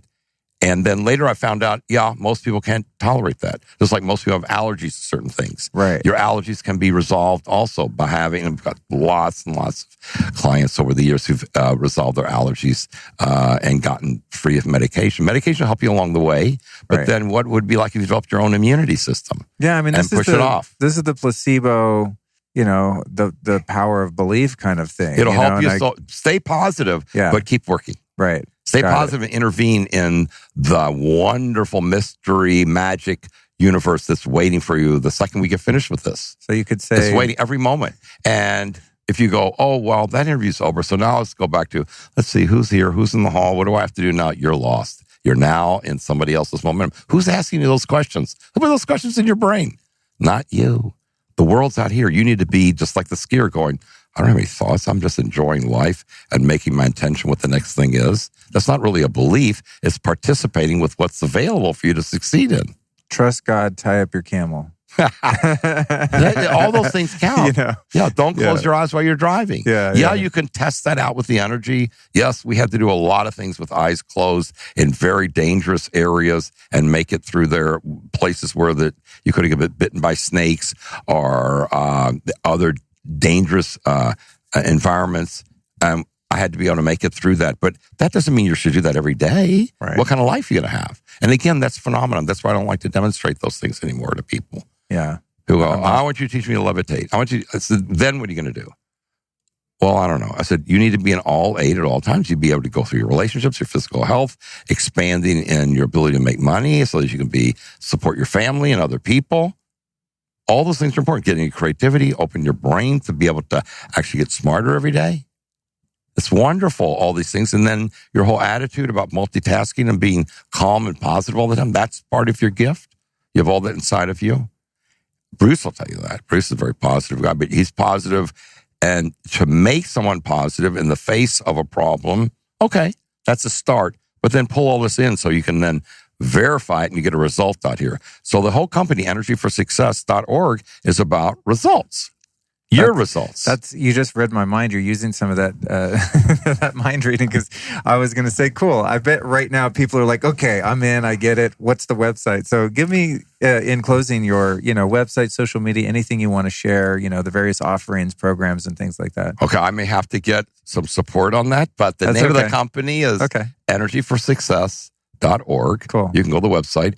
Here's what I'll do. Well, there's 2 programs that are phenomenal. One is you can get the app that has all the breathing exercises on the 4 different size apps, depending on how much you want to get done every day. Yeah. And you just have to listen to it. It's all done for you. In China, this discipline is always called, but people couldn't access it, the fastest route to enlightenment. If you could get it, but it's nothing written down. So this is what it teaches. So you got to go to the mountain. Then you got to work out the relationships. So it's always impossible for over centuries, but now it's not. Now you just listen. We have them for every type of goal or problem that I've translated back. And we know they work because they have all the testimonials on them. So you can get the app that has 30 different breathing exercises on it. There's ones that are even bigger than that. And you can just listen to them every day. And that takes over. If you're a meditator, all the meditation people, even the teachers who teach meditation or the teachers who are also clients who teach chanting, they all say, this allows me to go even higher. Every minute. It just zooms you up to that place. So if you've always wanted to get the benefits of meditation, this is one of the things that are mindfulness. This allows you to take that and really biohack it to the top, to where you really have wanted to go, those wonderful states where you come out strong and centered at the same time and not fake it. You're really there for the whole day. So there's the mastery tracks, and then there's the dragon programs, and then there's the app with the breathing exercises that you can do multiple times a day. and we'll get you more information on Cool. that. Yeah, Okay. and I'm going to cut an intro and an outro for this later, so I'll get proper links and any promos that are relevant at the time, and I'll put them in real time, and we'll put it out that way.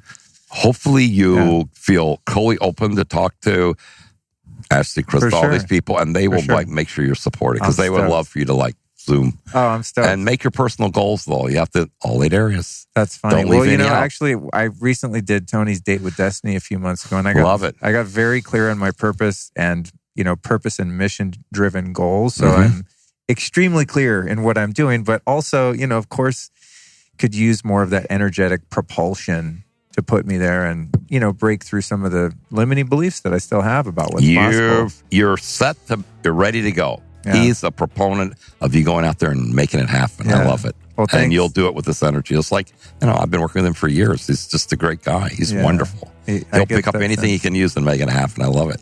Yeah. Okay. Well, thanks, dude. I appreciate your time, man. Love this has been an amazing conversation, Barry. Thanks, brother.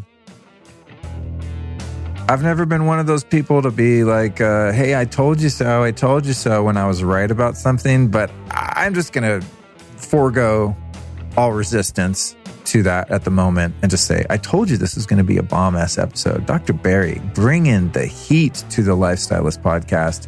What a fun conversation. This was one of my favorites of all time. People often ask me, out of the 200-something episodes you've done, which one was your favorite? And it's really hard to pick, but this is definitely one of the top ones, man. Really inspiring, really empowering, and just completely amazing. So don't forget to go check out Barry's work over at energyforsuccess.com. He's got all kinds of programs there, probably some free stuff for you.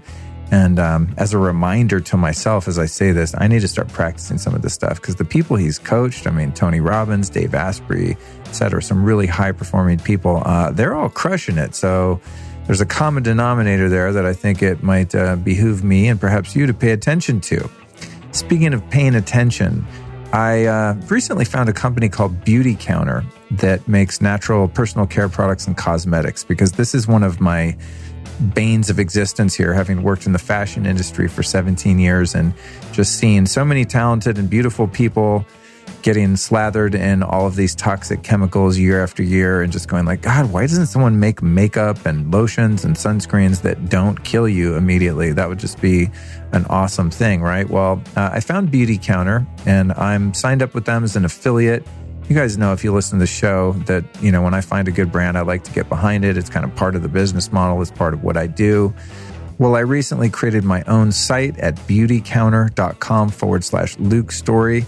And right now I've got a free offer going. If you get this before May 28th, you can receive 2 free bottles of sunscreen, one Countersun Mineral Sunscreen Mist, which you can spray on, and also a 1-ounce Countersun Mineral Sunscreen Lotion when you spend $125 or more. So that's through May 28th. So go to beautycounter.com/Luke Story. Now, you might have just went, wait, what? I thought Luke hates sunscreen. Yes, I do, because sunscreen is usually super toxic, kills coral reefs, and just totally sucks. In fact, at one of my favorite hot springs, they'll kick you out if you wear sunscreen. That's how gnarly it is. However, sunscreen is useful in certain situations. If you're very fair-skinned, or if you've been, like spending your time in the snow in the winter, and then you go to the equator, you want to go to Rio de Janeiro and go sit out on the beach, it is useful sometimes to use sunscreen. While I'm normally not a fan of it because it's so toxic, and I think the health benefits of sun exposure are so awesome, you have to work your way up and really build a solar callus in order to be able to do that safely. Also, if you're behind glass, this is a little known fact, but I learned this recently on the show from Jack Cruz. If you're indoors and you're behind glass, you're actually getting exposed to tons of unnatural blue light. And this particular sunscreen blocks blue light, which is pretty cool. Blue light has a negative effect on your skin, not just your eyes. So trippy stuff there. Anyway, that's the announcement. Beautycounter.com/Luke Story through May 28th. You're going to get a major hookup over there. All right, let's thank today's sponsor, Organifi. You can go to Organifi.com/Luke. Get yourself some green powder superfood, gold powder superfood. Save 20% off with the code Lifestylist at Organifi.com/Luke. If you want to F with some red light therapy, you can visit my friends over at Juve. And audience members get a free gift by going to juve.com/Luke and entering the code Luke at checkout. I don't even know what this free gift is. I should test it when I get off the mic here and see what it is. Maybe it's like a really dope gift. I have no idea. What I do know is that when I woke up this morning, I went out to my biohacking studio. I turned on my new Juve Elite system, which is insane amount of red lights, and stood on my bulletproof vibe plate for 10 minutes naked in front of that damn Juve. And I was feeling lit. I've had an amazing day. I was supercharged by that session. I do that most days of the week. So go to juve.com/Luke. That's spelled JOOVV. Get down with some photo biomodulation, aka red light therapy. Speaking of red light, blue light, light in general, and sunscreen, you can screen your eyes. Did you know that? Go to blueblocks.com. That's BLUBLOX. And use the code Lifestylist to save 15% off your blue blocking eyewear. Next, I want to tell you about next week's episode, which is another completely insane show with Troy Casey, the certified health nut. If you thought I was a health nut and knew some stuff, my boy Troy is going to explode your skull. Literally, you're going to put on some headphones, listen to next week's show, number 208, which drops Tuesday. Troy's going to start talking and your brain's just going to ooze out of your skull. It's just going to come apart and end up on the floor. They're going to have to bring in a hazmat team to clean up your brains off the floor from your mind being so damn blown. That's Beyond Biohacking with Troy Casey, the certified health nut, number 208, next Tuesday. Here's what's up. Click subscribe to the show so that you get next week's episode and every episode to follow automatically downloaded to your computer or device. And it helps me too. The more downloads I get, the more success I have as a podcaster. When you subscribe to the show, that helps my download numbers go up. There's a little inside scoop for you there. And then, of course, I'd love to see you this Friday, May 24th at 7 p.m. at the One Hotel in West Hollywood for the Conscious Enterprises event, where I'm going to be talking with a bunch of other entrepreneurs about conscious business practices. It's going to be super fun. Okay, I think that's it for the outro. Wow, that was a mouthful. You know what? The most important thing for me to say in these outros is always the same, and that is thank you so much for listening to the show. If you want to ignore all of those plugs, feel free to do so. But if you really feel it in your heart to support the podcast, there's a very easy way to do that. Reach down to the bottom right of your podcast app, click share, and then just text or email this episode or any episode that turns you on to a friend, family, someone you love.